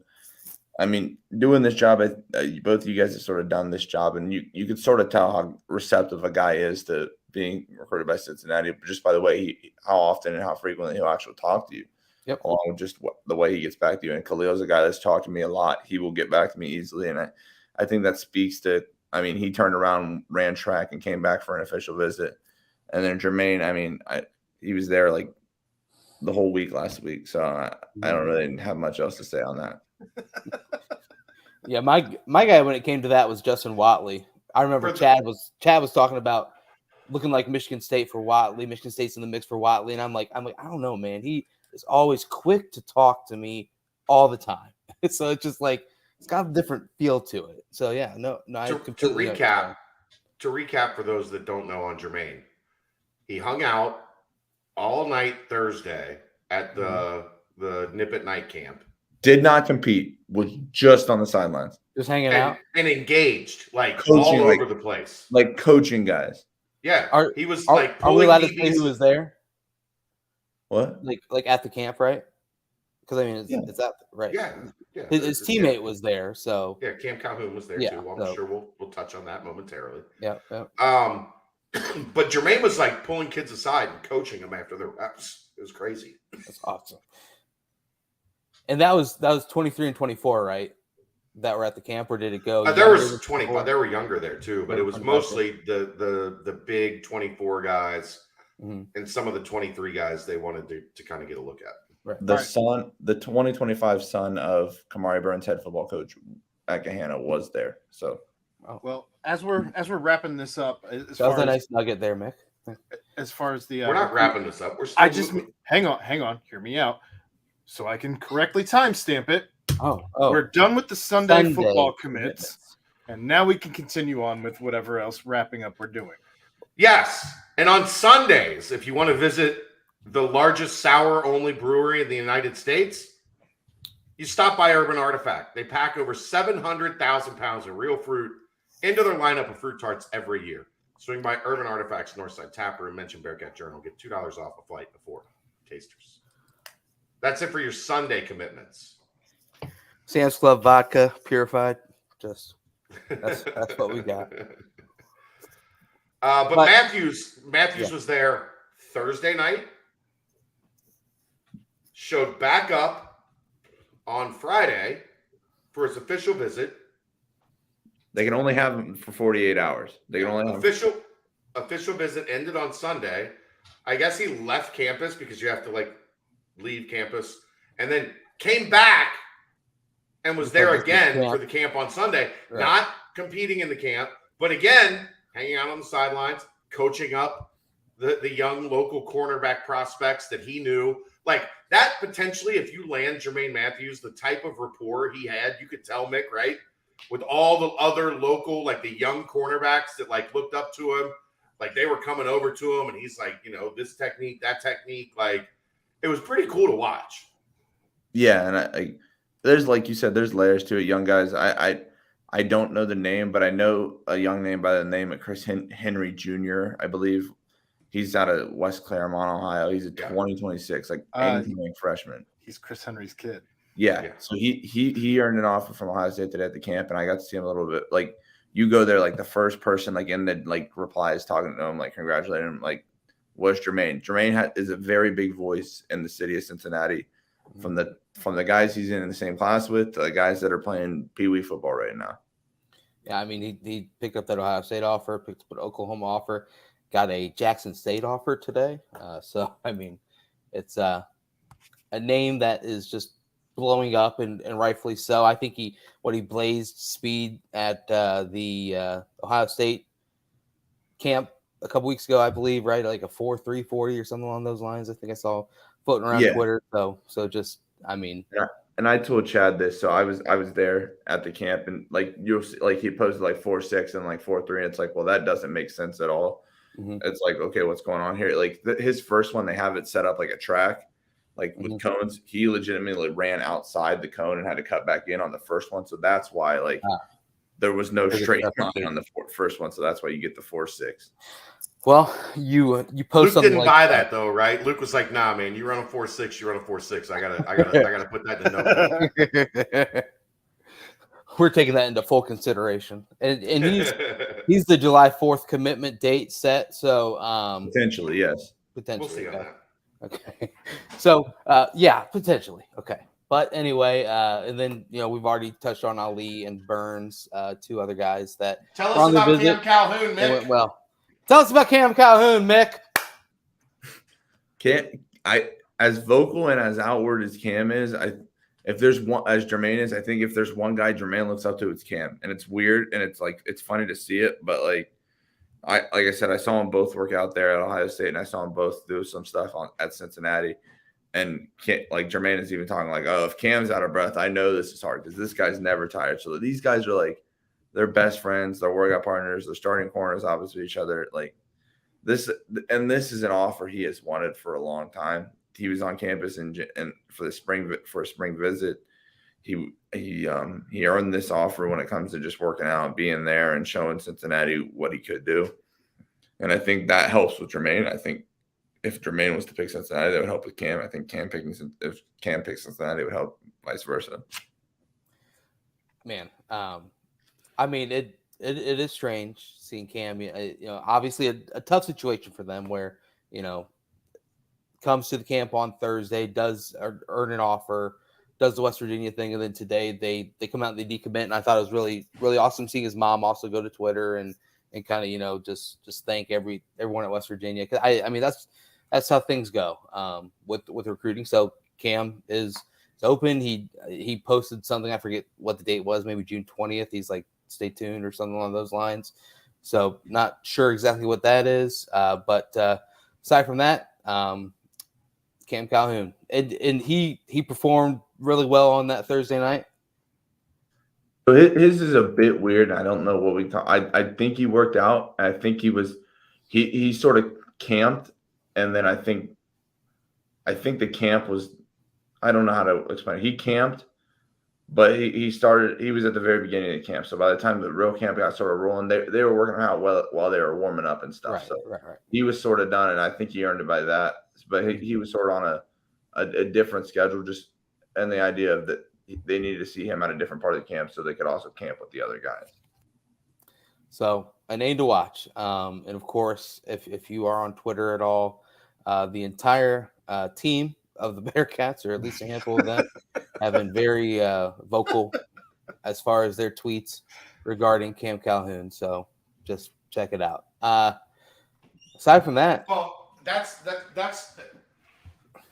as Mick will tell you, that's the thing about Cam and Jermaine, right? Like, they are big personalities. Like, they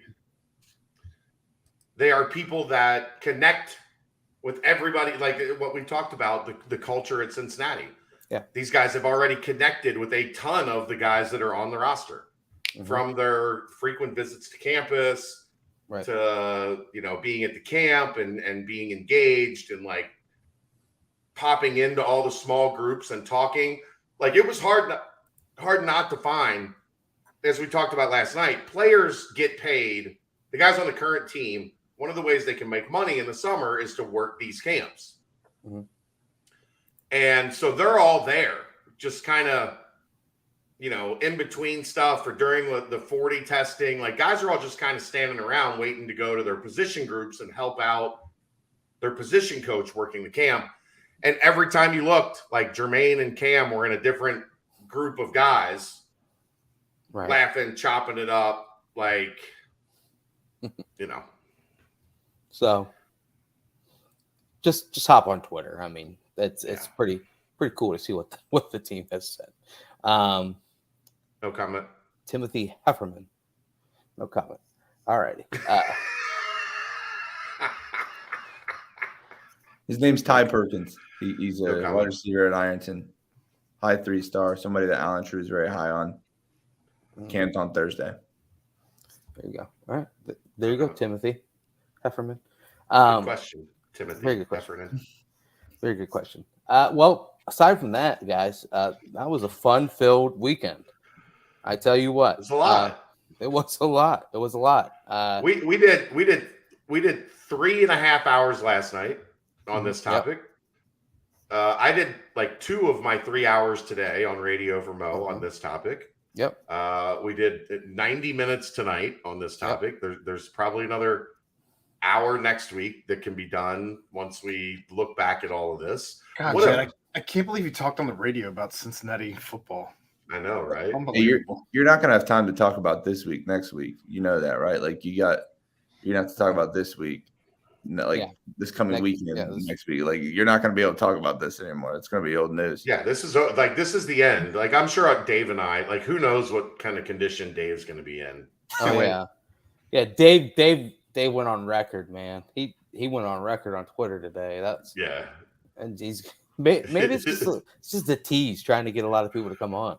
It's going to be Dave. It's going to be DAD, a little DAD episode of the BCJ podcast when we get Dave this week. There we go.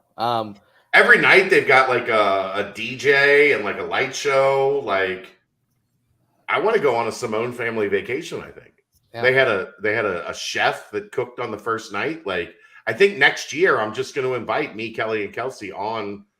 And I'm tight with his mom and his aunt, his dad, and his family. Like, I think we could make this happen. I think we're going to go on the Simone family vacation next year, and then we'll just do the podcast from the vacation house, wherever that may be. Okay, they're good people. Mick, do you have time to answer any mailbag questions?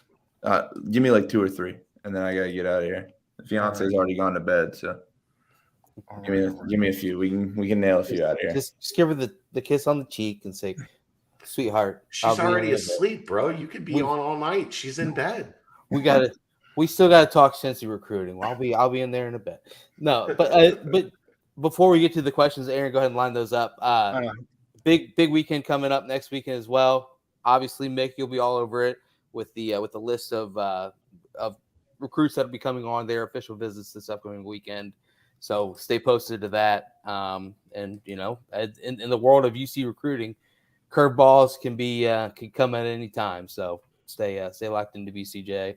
Yeah, and we'll try and get that to you as soon as we can. But like the thing is, what happened this weekend impacts what's coming this upcoming weekend. Just because obviously Cincinnati is not going to take a guy, or if they feel like they're full, they're not going to waste a kid's time and get them up. Like things are fluid when it comes to guys that'll be on campus this weekend. Which is what happens when you get 8 commits on the first 2 days, Saturday and a Sunday, which is wild. I was at the zoo and then a 1-year-old birthday party. Dude, you were supposed to be at a wedding. Any of this. Well, technically, we could say it was like kind of like a wedding atmosphere. Man, these 1-year-old birthday parties, I swear, it's just all right, Mick. Have a day. Just get out of here. Just pushing Brent out of here. So what are your thoughts on a defensive end pass rushing specialist? Do they need one in the scheme they want to run? And if they do we have one on the roster, and or do we have much traction with any recruits that they want to fit that role? I think Kamari Burns is a very good pass rusher. I think Jalen Thompson, who's going to be on campus this weekend, is a very good pass rusher. Those are both good defensive ends as well. And I you guys would know more than I am when it comes to guys on the roster, but I think they'll be fine. That's what Luke gets paid a lot of money to do, so he'll figure it out. Excited to see Mario Eugenio once we get to higher ground. Absolutely. It's so funny. It's so funny. You forget about certain players. You know what I mean? Like all this action happens, and you forget about Mario. We talked about him already on this podcast, Brent. Goodness. Well, I didn't forget about him. I'm just saying, like in general, I'm sure people do. True or false? The only way that Ohio State and UC will ever play each other in football again, you being an Ohio State graduate, is if it's forced upon the Buckeyes in a bowl game. Personally speaking, I feel like Ohio State would never sign up in advance to have an actual competent and strong Cincy team come up to Columbus and potentially embarrass them in the regular season. Am I wrong in feeling like this? I mean, I can't tell you how you feel. I have no clue. This is actual on the football field stuff. My football field happens on Friday nights. So you guys can answer that question more. Look at that! Wow, that was what a sidestep. Look at the diplomacy. That wasn't my personal. That wasn't my personal. Yeah, that was I know. in the question here. I don't think Ohio State will ever schedule this version of UC. I certainly agree. I don't think they will. But from their that's not to knock them, because what do they gain? Well, it's like playing a dominant a UC program that is rolling. It's like Notre Dame. Notre Dame's not going to schedule Cincinnati. Hell no. Hell no. Remember, Notre Dame scheduled Cincinnati when Cincinnati was coming out of the Tuberville years. They were like, hell yeah, come on up. We'll kick your ass. It was a favor. Give me a couple dollars. They scheduled them as a favor. Right. He was reaching out to family. They believed that. That was at the time that they scheduled Cincinnati. That's actually that's when Ohio State has scheduled Cincinnati. Ryan Kelly was just trying to help out family. All right, family wanted to help out. Bring in Gunnar Kiel and the plethora of wide receivers. Come on up and get your ass kicked. It's fine. Yeah. So no, I don't think Ohio State has any incentive to schedule Cincinnati. The other thing is, going into the Big 12, Cincinnati's not doing the wrong end of bye games. That's over. So is Ohio State coming to Nippert Stadium? Right. No. So is UC ever going to play Ohio State again? No. In a bowl game at some point in time. When they're forced to, right? There will be a Cincinnati, Ohio State, New Year's Six Bowl or whatever the case may be, but it's not going to be something that Ohio State is happy about. I'll tell you that. Right. All right, Mick, here's the last question that I got for you, and then we'll get you out of here.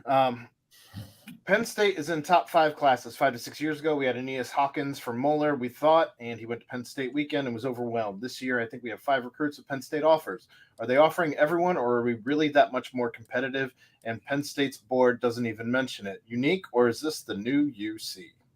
I mean, there's obviously levels to recruiting, and when you're at that point that where they were at, or Aeneas Hawkins and the Malik Vans, that is you go get that guy, you put a ton of effort and get the crown jewel. Now that's the standard. So you have to battle these guys when they come in. like I was talking to somebody today at the camp, and they were like, I don't know why Michigan recruits more. And it's like, well, for Michigan to come in and recruit Ohio more, they'd have to beat UC for guys that UC wants, and they don't want that. Yeah, it's a waste of time for honestly a lot of schools, because like it's getting to the point where it's like, all right, Ohio State's going to get their handful, Cincinnati's going to get their handful, and then you're really picking scraps. And I love Ohio high school football, so there's still obviously some talented guys there, but it's also, I mean, some of these schools like Penn State, Michigan State, like there's not a lot of space for them to come in and take these guys. If Ohio State Chad told me this at our AAU event in Indianapolis. When it comes to basketball, he said, if Kentucky or Louisville isn't recruiting a guy in Kentucky, why should I go get him when it comes to basketball? Right. If Cincinnati and Ohio State are recruiting a guy in Ohio, why are you going to get him? Like, you have to find out why you want them, and if they fit you, then that's what you do. And the other one you're going to have to factor is Notre Dame. Marcus is going to come get a couple top 10 kids in Ohio. Guys, yeah. There's nobody probably when it comes to just college football head coaches that are more beloved in the Dayton area than Marcus, just because who he is, and that's right. Understandable.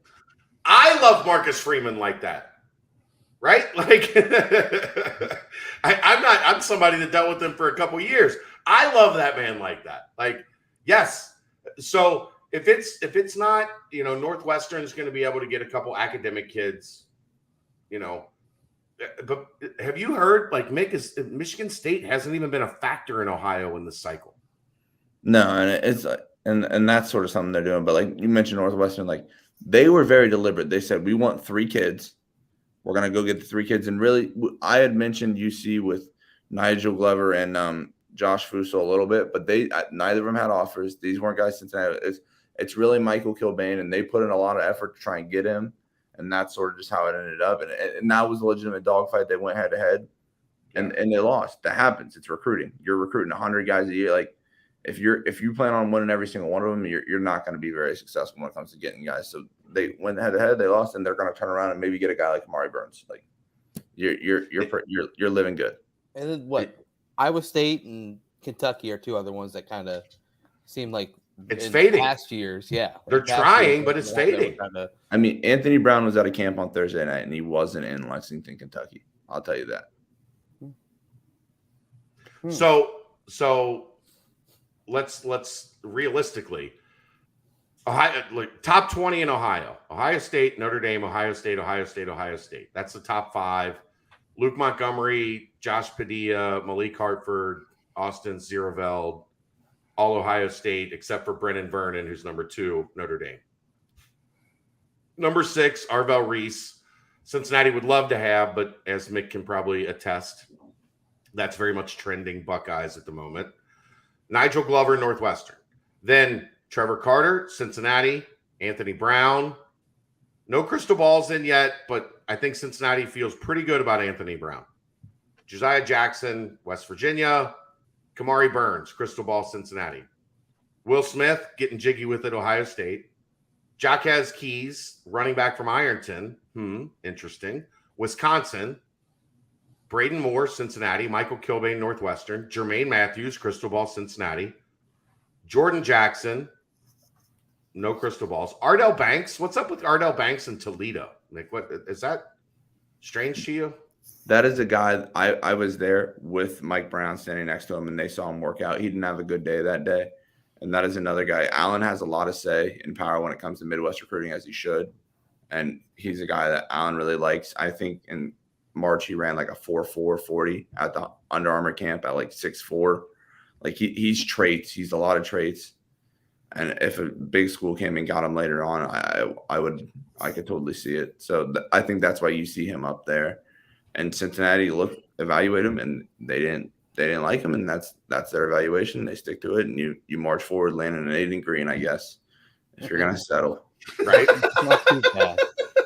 And then Cam Calhoun 19, Evan Tengestal 20, Jason Hewlett 21, Jackson McGowan 23, Ty Perkins 24. Like, so 1, 2, 3, 4, 5, 6, 7, 8, potentially up to 8 of the top 25 players in Ohio going to Cincinnati. a third. That's pretty good. Pretty Mathematician. good. And then He is a mathematician. And then also it feeds to what specialty. Mick said too. It's a waste then if you are those other schools coming in and even. Well, trying you don't want to be that Michigan and go into Ohio and get your ass kicked. Right. You can't do that. Yeah. They didn't last year. Terrible. In the game, I mean. Just saying. Yeah, we're talking recruiting here. I know. I just saw an opening. Well, technically, Ohio State went to whatever semantics, right? Fine. Semantics, yeah. Aaron would have corrected you if you made that mistake. So Right. feel free. Um, Mick, go to bed. yeah, All right. Mick, thank you so much, man. This was awesome. Appreciate it. Yes, sir. We appreciate you. Great job, man. Great job. See. Wow. Dang, he didn't even get the out. Sometimes I hit the leave studio prematurely as well. It's You fine. do, and then I You have to think say he was see ya, gonna and- stay later, or was No, he gonna was fill trying in? to do his version of Aaron's. See ya! Oh, he just said, "See ya." Yeah. Okay, fair. Well, see ya, man. Steven, timeout. I have been informed by Kathy that she doesn't like the Central Florida jokes, so we're gonna have to stop. That's just the rules. What Kathy wants in this podcast network, Kathy gets. She wants less Chad. You know. Was that last night? Did I miss that? Oh, bye, Chad. All right, Brent. So I guess we should timestamp it that Mick Walker, he's gone. About an Yes, hour we are. and 46 on Mick Walker there? Wrapping it up with Mick. Well, should we just go right into the mailbag? Yeah, Is we're there- going to go right into the mailbag, but we're is going to there any- timestamp real quick. Urban Artifacts, the largest sour-only brewery in the United States, over 700,000 pounds of real fruit in their lineup of fruit tarts every year. Swing by Urban Artifacts Northside Taproom. Mention Bearcat Journal, get $2 off a flight of 4 tasters. Did the birdies didn't get anything more, did they? No, not. I had radio today, so Which, and then I had to come home. by the way, I do want to piggyback on your Jarrett Hensley talk. You saw DeMar post a tweet last week about Jarrett, how just like the movement, him like shooting a shot, and it was a gift, and then he won the workout guy of the week, or I don't know the exact name of what it is, but the kid is going to be a major factor at Cincinnati. It's just I'm a matter saying. of when. It's not if, it's when. Right. As a buddy of mine said, it's all coming up Hensley right now. So I'm excited to see what because especially with the basketball team, it's just like it is a domino effect where you think about all these incoming transfers, and then you think, oh wait a minute, and then there's Daniel Skillings and Josh Reed and Sage Tolentino, and you say, oh wait a minute, then there's JD and DDJ and all these other guys. It's just, but we could go on another full podcast. Let's do the mailbag, guys. Let's do the mailbag. All right, here we go. Very first question, and The sponsor-free mailbag. If you'd like to sponsor the mailbag, my DMs are open. We had a lot of questions. It was really hard to pick just a couple. I know we've already asked a couple, so we'll see. However, how many I'm going to ask kind of depends on how long they take. So we'll start off right here. Does the decommitment of Cam Calhoun from West Virginia make it likely he and Jermaine Matthews are Bearcats come Sunday? I didn't know how you wanted to answer this one, but Come Sunday. Okay, Probably. so there's kind of a qualifier there, right? Like, there is definitely a qualifier. come Sunday that I know, or come Sunday that you know, because those are two different things. Come Maybe, Sunday, potentially. it'll be all right. I think Cincinnati's in as good a place as they can possibly be with Cam Calhoun and Jermaine Matthews. They got to close it out. They got to get the job done. You got Cam Calhoun on a visit this weekend. Let's see what happens. But Tonk, you dropping the bag? We'll So I see like what to hear. happens. But if they do a good job this weekend with Cam, I think they're in a comfortable position for the Winton Woods duo and kind of kicking down that Winton Woods barrier that has existed. All right. If you could over recruit or stockpile talent at one position, which would it be? Offensive line, defensive back, or defensive line? As defensive back recruits have the most position versatility, offensive linemen take the longest to mature / maybe the hardest to predict. Defensive line needs the deepest rotation. Of course, you had the extra COVID year, NCAA keeping the hard 85 scholarship limit, as the coaching staff had to kind of change the way they manage and project the roster and position depth for the next few years. So here's the thing, and a couple people talked about this today. At defensive back, you're essentially recruiting for 6 spots. Yeah. 6. Yeah. That's over half your defense. Boundary corner, field corner, boundary safety, field safety, nickel corner, and coverage linebacker. Sniper. Yeah. Sniper. You're recruiting for essentially 6 spots because, as we've seen, the sniper has been coming from kids that played defensive back in high school that just bulk up and they have the coverage skills. And that leads to, being a linebacker in college that can do a little bit of everything. Right. But I still think it's probably O-line because you have to hit so many times on the O-line, right? Like to make an effective O-line, one, you kind of want to hit on like starting sophomores on your O-line, right? Because what means more than anything eventually is that this guy has been playing and starting for 3 years on your offensive line. Right. Like you want guys in their second or third year in the program to be starting on your offensive line. I'll go D-line because I've liked the rotation that they've done within recent years, just having fresh bodies out there. And I think it's just like you've seen it come out in the second half of games where, I mean, you can even boil it down to that the goal line stands against Tulsa this past season. Right.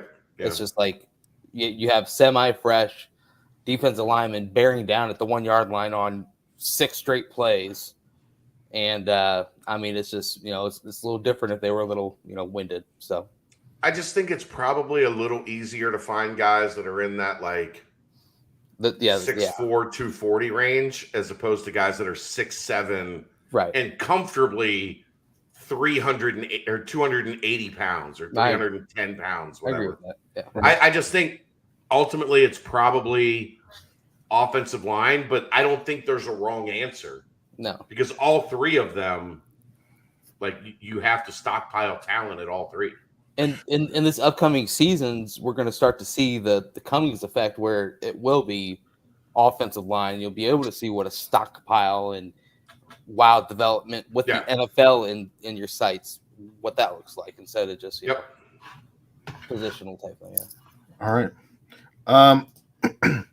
Can you or Chad, I think you meant Mick, describe what happens when a recruit announces, like in a weekend like this? Does the assistant announce with him, or how does he announce it to the team and the other players? If a big deal, I bet everyone was exhausted this weekend. There's no like official announcement to everybody that this kid committed. It is more, it spreads, right? Like you kind of alluded to it earlier today, where a lot of times Fickle takes them on their exit interviews after they come in for an official visit, to where they sit down with coach, and that's where they kind of have that conversation. Yeah. Are you going to commit, or what else is there that we can do, or something along those lines? Right. But this week take a shot of cranberry juice together or something. I don't know. It's just something that kind of spreads. Like I've watched a couple of these things happen live in person, like it just being around, and you can see it's just like a ripple that like everybody, and especially like, like a player host is all jacked up because I got my guy. Like they take a ton of pride in that. The guys that are on the team. They're all ultra competitive anyway. Of course they do. Yeah. Like I got my guy. Like right. Chris Scott was Aiden Green's host. And Chris had hosted a couple guys before, and it felt like he did really good, but they didn't ultimately end up landing the guy, like whatever. He was like, man, got this one. I got it. And this was before Aiden had let the staff know he was coming. He's like, I got this one, man. I feel good. And then when he found out, like, he was hype. I got my first one, dog. I got my first. Like, these guys, it's a lot of fun to kind of see the competitiveness of that, even, right? Like, they want to make sure. Like, Sauce was always adamant about that. He was adamant he never lost a kid. Mike Warren was adamant every kid he hosted committed. That is only because I can only imagine the type of fun right a kid had on an official Mike visit Warren. hanging out with Mike Warren. But that also goes back to the brotherhood, the culture.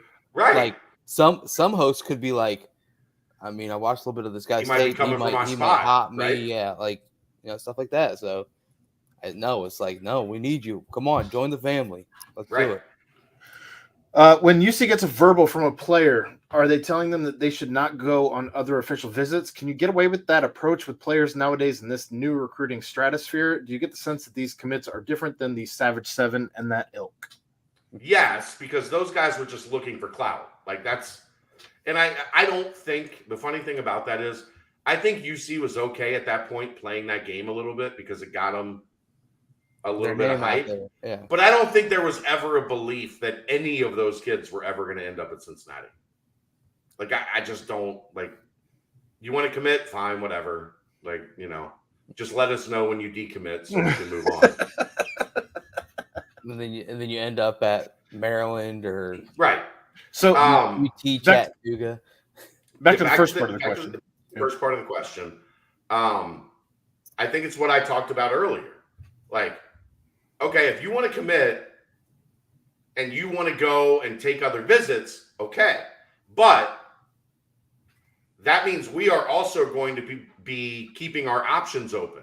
If you're going to date other people, we are going to date other people, right? Like, not the battered spouse syndrome where you go cheat on me and I'm just going to sit here and cry about it. No, it's fine. If you want to go do that, okay, that's fine. But don't expect us to sit around and wait for you to come back. Yeah. For you to come back. We're going to actively keep our options open. And they're honest about it. Like, kids know that. They're well aware when dealing with the Cincinnati coaches. When you commit, if you shut it down, we'll shut it down. But if you want an open relationship, then you're going to have to deal with the ramifications of an open relationship. And guess what? I might not still be there when you get back. In this situation, Cincinnati is a lot more like the girl than they used to be because when you're in an open relationship and you try to go get laid, that shit is hard. When you're in an open relationship and your girlfriend tries to go get some, all she has to do is leave the house. On that note, out of all the commitments this weekend, who were you guys most excited for and why? Jake or Luke Evans. I think Luke Evans is going to be outstanding. From watching some tape, from talking to some people, including Andrew Ivins down in South Florida, reading his take on it, I think this kid has a chance to be special. And guess what? He has a chance for this place to mean something special to him because his dad did it here. Right. And his dad was a starter and his dad was a captain. And, like, I'm all in on Luke Evans. How about the fact that we have two legacies in this class, though? When was the last time that happened? It's happened a couple times before. I think I'm not saying it didn't happen, but it's been a while, right? Like, I don't think so. I think it's been fairly recently. To have two in one class? I mean, when you have the Dingles, that covers up two classes. All you need is one more in that class, and you've got two. Just curious. Anyway, now give me a second. I think I had I think I know of another one. Well, in the meantime, Brent, did you want to tell you who you were most excited I was going to for? say we can't all say the same guy, so right. Let's go with. I mean, I want to say Aiden Green because I just like the flash and whatnot. That's legit. Yeah, no argument there. I'm going to go with.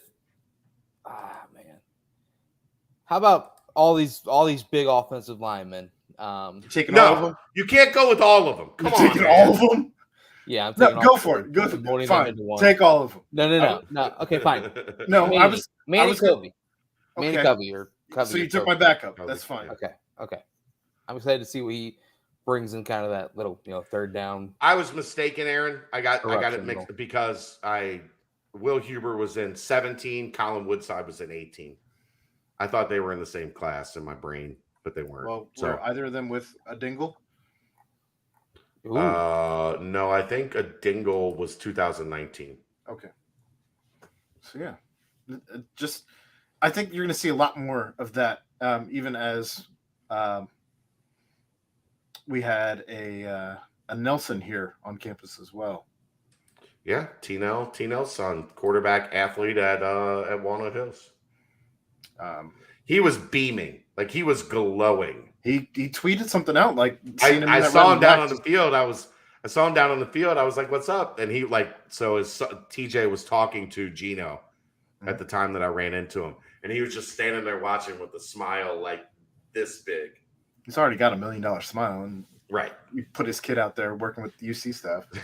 Right. For me, it was James Jenkins. Just to hear that conversation, to kind of get to be a fly on the wall. Yeah. And kind of know that this kid wants to come in and he wants to work to get to that level, but he wants it in a no bullshit type of way, right? Like, I don't need to be fluffed on my way to getting to the NFL. I need to grind my nose. Be a hard ass. Like, push me. I don't think you can teach an attitude like that, and I think that's fascinating. That's fair. I only picked one offensive lineman, Brent, the whole group. Get out of here. That's how I roll, baby. I'm all about family, culture. So, this was a funny question. I brought it up on another thread, but curious what y'all think. Over under on 4-star recruits. I initially put the line at 3.5. However, that may be too conservative. I think 4.5 is more provocative, gets people going. What do you guys think? Over or under? At 3.5, I think over. Like, you've already got McCullough and Carter. You've got 3 mid-level 88s in Aiden Green, Kamari Anderson, Luke Evans that all could realistically get modest bumps and be 4 stars. And then you've got coming in over this next couple weeks, Malik Elzy, Anthony Brown, Jalen Thompson. Like, you're messing with a lot of 4-star or 4-star adjacent, as I like to call them, guys. So I would say 3.5 over easily. What are you laughing at? You're biting your lip to keep from laughing. Did 4-star adjacent crack you up that much? No. Then what are you laughing at? Nothing. Let's talk about it off I will camera. stop this podcast right. I will turn this car around, young man. She just wanted you to know that there's other people tired of it too, Chad. Other people are tired of the UCF joke too. I was telling everybody to stop making it, Kathy. I was trying to help you out.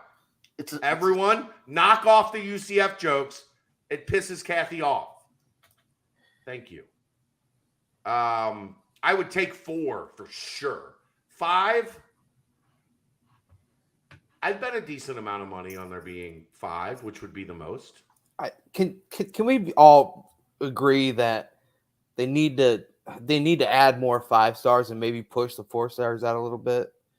I mean, I think I don't like the number of 5 stars. I talked about that yesterday. I don't like the fact that there's only somebody asked yesterday.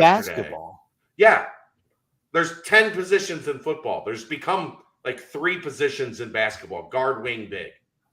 Like there's the same number. There should be 40 to 50 5 stars in football. How deep does 4-star go? 4-star goes basically to 247, and then a little bit past that, depending on like the grades. So there's a shit ton of 4 stars, really, like in comparison. Yeah. I just think there should be 40 or 55 stars, and then the same number when you get to 4.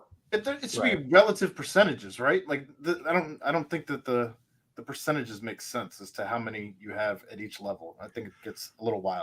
They typically do 32 5-stars, which is significant because there's 32 first-round draft picks. It's funny because you said that there's however many positions, but I think there's more than that because you have 2 different types of quarterback at this point. You have 2 different styles of running back at this point. You have 3 different types of receivers. Like, it's even more layered than that. So, anyway. Anthony Brown, it's a 4-star. Oh, we're back here. I'm just looking to see who's kind of right there on the cusp. Brown's a 4-star. LZ is either a 4-star or really close. I haven't checked. Right. Of late. I think Jalen Thompson's a 4-star. Yeah. So, I mean, the possibilities out there. I would say I'll take over on 3.5. 4.5, I would take it, but at a lesser dollar value. Does that sound about right to you, Brent? Away. Yeah, I agree with that. Because Aiden Green's about 40 slots away. That's the closest one to cracking the mold. But yeah, I mean, there's a lot of names that they're in on that are in that 4-star range. So yeah, I agree with you. All right. And I'll just say this to Kathy. If you can't make fun of people that are destined to spend their life working the night desk at Howard Johnson, who can you make fun of? It's true. Why is Malik Elzy's visit pushed back from the 10th to the 17th? He has something going on with his 7-on-7 team, which is I forget the name of it, but it's the same 7-on-7 team that Ben Bryant and the kid that transferred from Chicago, the wide receiver. Who? You know what I'm talking about, damn it. The kid that came in with Ben, played on the same 7-on-7 team. I do know who you're talking about. Ja'Shawn Jackson. Ja'Shawn, yeah. Midwest Boom, I think it's called. Mm-hmm. Yeah, Midwest Boom. Andrew BO3, you were late addition to the football mailbag, but that question was answered when we still had Mick on. So yeah, 4 stars this year, all the way out to 380. 80, yeah, 380. Good Lord. That's how are we not at 40 or 55 stars? If there's 34 to 5 stars, why not do 100 350 4 stars? What are we doing? 105 stars. What is it hurting the extra 30 kids to get the 5-star status? 384 stars. Yeah. FOH. Right. They want to keep it right around 32 to replicate the first round of the NFL draft. all right. That is the football portion of the mailbag. Okay. Everything else gets kind of slim pickings, so there's not many questions left here. I sent a message out on Twitter to check on Skins. Like, he didn't submit. Right. Hope he's okay. Did you kill him? While you were in town, did you kill him? Why would I admit that? Wow. Whoa. I wouldn't admit that. I don't know what you're talking about. Even after this weekend's football recruiting tidal wave, I still think of Cincinnati as a basketball school. How long ago was I already wrong about Great this? question. And will I ever be correct again? Cincinnati is still a basketball school. I was talking to somebody about this the other day. Football has gained significant momentum in the fan base. Right. But you can't change 50, 60, 70 years of people being emotionally connected to something. Right. Right? Like, the connection to UC basketball goes back so far and has so much meaning and is so deep that Cincinnati will always be a basketball school. Yep. They are just at a point where it's okay to be both. Right? Like, what Luka's done, I don't think anybody ever thought anyone could do at Cincinnati because nobody was ever going to stay. Right. And he stayed. it's okay to be only a football fan too, because I mean, there's that on the basketball side as well. I mean, it's all new fans. I mean, I'm all in on that thought because, like you said, national championships, even if they were back in the '60s, they still speak volumes, and legendary players like Oscar and Kenyon and players like that. We Right. just now are starting to get our first flow of the wave of that in football, right? And So- why try and gatekeep anybody out from either one at this point? No. Right. Yeah. That seems silly. Right. But you hit little snides and there were a couple of years that were a little weird on the basketball side of things, but that's the uptick's still there, and you still go to basketball games and it's still a sold out Fifth Third Arena. So I mean, I think it's it'll always be a basketball school first to me, because that's what I grew up. That will I grew never, up, ever change, Brent. Never. Right. No, I grew up being a huge fan, but I mean, I'd be lying to you if I didn't still know the starting 11 on both sides of the ball during when football started making its rise back in the early 2000s, mid 2000s all the way through. But it's always basketball first. Yeah. All right. It's just now we get to enjoy both. It's a 1A 1B now. It's much better. It's much more fun when things are enjoyable August through April, right? And the coolest thing is, you see in some of these recruiting articles as well, is that these players are talking about Fick and about how, yet again, you're seeing it. He's staying here. He's continuing to build it here, which we've all kind of already gotten the feel for, but just constantly hearing it over and over again is just even more validation, which is all you need. AC Mazzaro, we've been doing the mailbag for a long time. You've been a fairly large contributor to the mailbag. I know. I've known Anthony for a long time. I think I bought my Hugs anti-Nancy Zimper shirt from AC Mazzaro.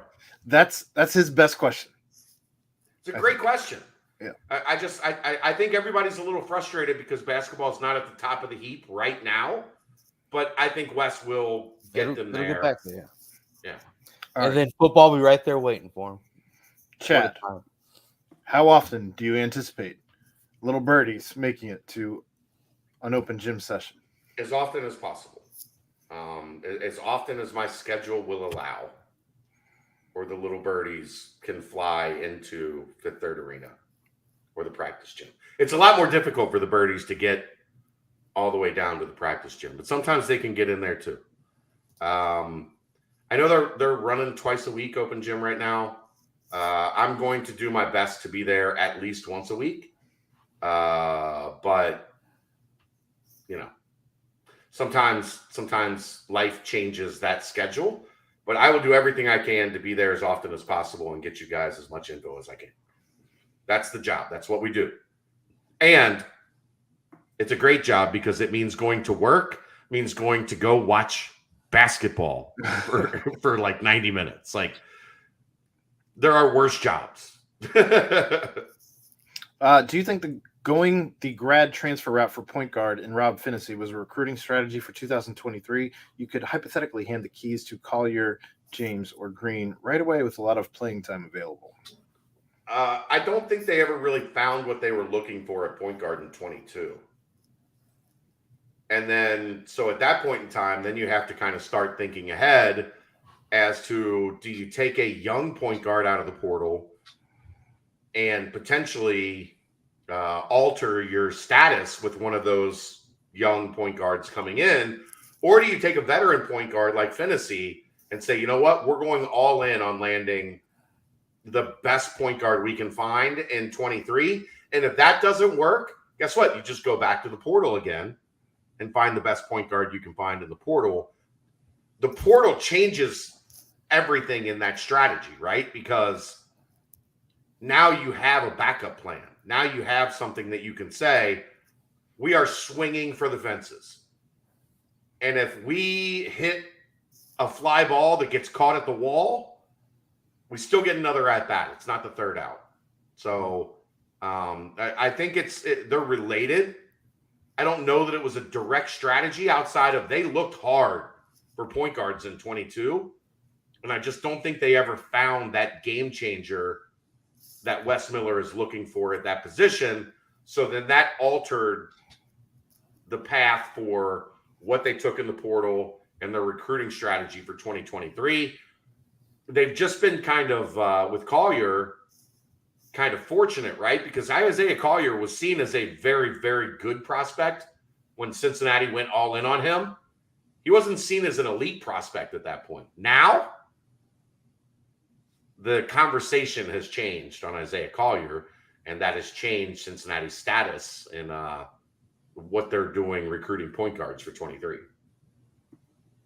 Yes. I think that was a great answer. God damn, I'm proud of me for that one.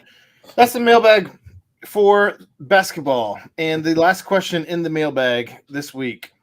How much money would I, Aaron, pay for Skins to cater a meal for me? I would not ever eat a meal that Skins prepared for me. It would kill me.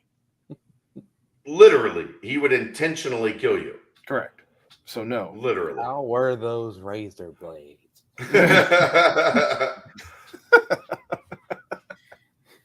That's the mailbag. Yeah. Do we want to touch on any of these Questions in the that chat? we got in the chat? Yeah, we can hit on a couple. Throw them up, Aaron. I'll answer them. I mean, we're still over 75 here, Chad. And also, I do want to go back. I know. If there's Dude, thank all of you. Jesus, you guys are nuts, man. Hey. There was over 100 people for 3 hours last night, and we're up over 75 at 2 hours and 15 minutes tonight. Guys, if there are some diehard football fans out there or some football coaches listening, Brady, I'm talking to you.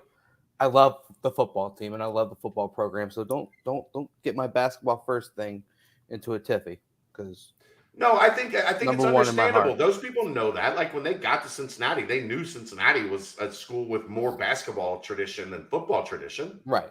No, It's I just don't want to okay. get twisted. Well, No, it's just okay to say that it can be both. We've even used the analogy like they're still in the infancy of being a football program, right? Like the toddler stage. Yeah.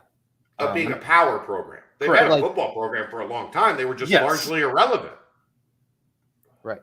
So, like I said, we've kind of used that analogy as the program's growing and maturing and all of that. But questions from the chat here. A scenario that I don't feel like I've seen enough of. Do the Cats have a path back to the CFP this year? Call me crazy, but if they win out and the Razorbacks go undefeated after losing to UC, I don't see. So here's the thing.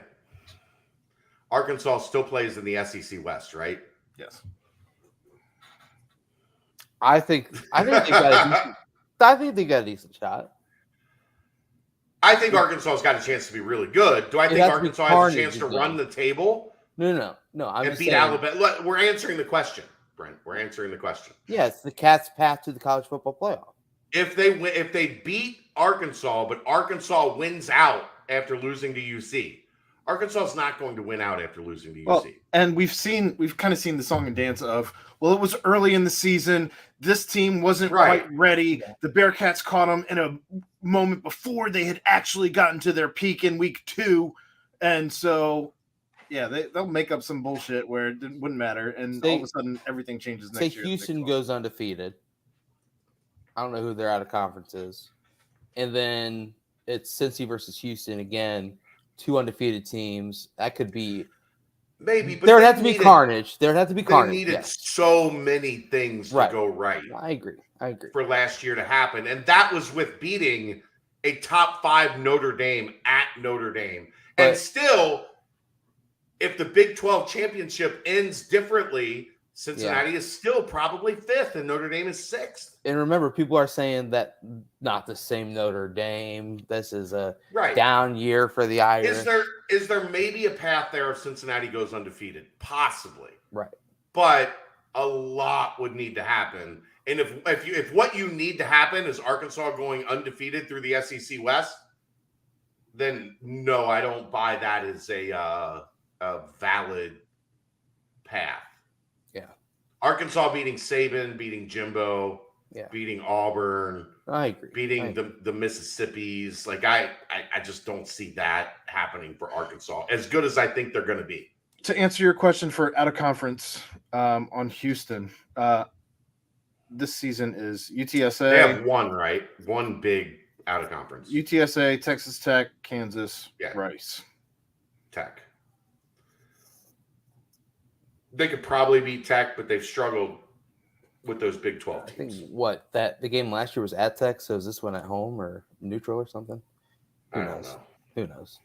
This is the Paul. I'm sorry. We kind of talked around this. We didn't answer this question directly, but we did kind of talk around this as we were talking about. This is Jenkins, right? No, this Or was no, Olivier. yes, Nick Oliveira. Oliveira. Well, it's EI. So I think Oliveira. there you go. Oliveira. Yeah. I don't know about 40 pounds, but the kid looks like he can put on significant positive weight once he gets in with Brady. Absolutely. I think this was actually the question he meant. This was loading as I was pulling that one up. Yeah. Yes, completely possible. The only reason they stopped recruiting 25 high school kids was because the NCAA added in that the transfers were part of the 25. So, yes, there is a dance you have to do with the 85, but that's always going to work itself out. Always. What didn't have the ability to work itself out was taking more than 25 new players on your roster under the old rules. So now, if you take 25 high school recruits and you figure 7 or 8 of them aren't going to pan out or transfer or whatever the case may be, and you get around that 15 to 17 high school player range as guys that remain the core of your program and go from underclassmen to role players to leaders. Yeah, I think a 25-man high school class is more of the norm under the new rules, simply because you're no longer beholden to the fact that you can now add the transfers after the fact and not have to say we can only take 18 to 20 high school kids because we have to save room for 4, 5, 6 transfers. There's I don't think there's a perhaps in that, Paul. I think that's where things are headed back to as they were, years ago. Thanks for keeping me honest as far as making sure that you get those questions answered. That's what you get when you are a platinum member. So appreciate There you that. go. Thank you, Paul, for being a platinum member, as always. Let's see.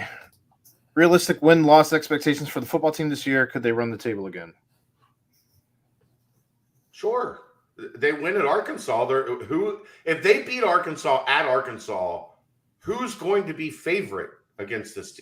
Who's going to be favored against UC? At that point, the only game right now, Arkansas is going to be a favorite over UC. The rest of the games, I think UC is going to be a favorite. Yeah. Unless you meet Houston in the yeah, but if UC goes undefeated, at that point UC's going to be favored. They're going to host that game, and if they host that game, they're going to be favored over Houston, especially an undefeated Cincinnati at Nippert Stadium. Who's favored over them? Alabama and Ohio State. That's it, right? All right. Well, that I feel like we should wrap it up. I mean, it's 2.5 hours. Numbers starting to fall off. We dipped under 75. Yeah. Well, they're falling off, man. That was so fun last night. We hit 74. That was it. You didn't see that, Brent. We had been talking for like an hour, begging to go under 75, and the people made sure that we wouldn't go under 75. So then we hit 74 for half a second and just ended the show. We were at 3.5 hours. Can we get Crypt Creepers the joke? Little Birdie told me the best joke today. Chad, Brenton, Aaron. Why does Snoop Dogg carry an umbrella? For the drizzle, for shizzle. That's what I was thinking. Is that it, Crypt Keeper? Just put it in the chat. He did. Oh, there it is. Crypt Keeper, that's so great. It does look like we're closing out. Hey guys, a special thank you to Danco Transmission, and of course to our good friend Mick Walker for hopping on the pod today. Again, Paul, you're a premium. We'll get your question in. If UC is undefeated going into UCF at UCF, I think UC's favored. Right? If they beat Arkansas and they go all the way to UCF at UCF, undefeated, Vegas will have Cincinnati as the favorite. That's my prediction. Thank you, Paul. Appreciate you being here throughout the entire show. You are the man. We still need to do one last timestamp, too. Urban Artifact timestamp. Yep. Lock it in. Urban Artifact, where am I at here? Did you know Urban Artifact's building, the historic St. Patrick's Church, is 150 years old. They operate their tap room in the basement. And upstairs, they offer the reliquary. The reliquary. Oh, my God. Oh, God. An event space. Swing by Urban Artifacts Northside Tap Room and mention Bearcat Journal to get $2 off a flight of 4 days. Had to do it, didn't you? Had to do it. I can't help myself. I have to do it. I like it. Paul's got to get his $5 worth. I appreciate that, Paul. I don't blame you.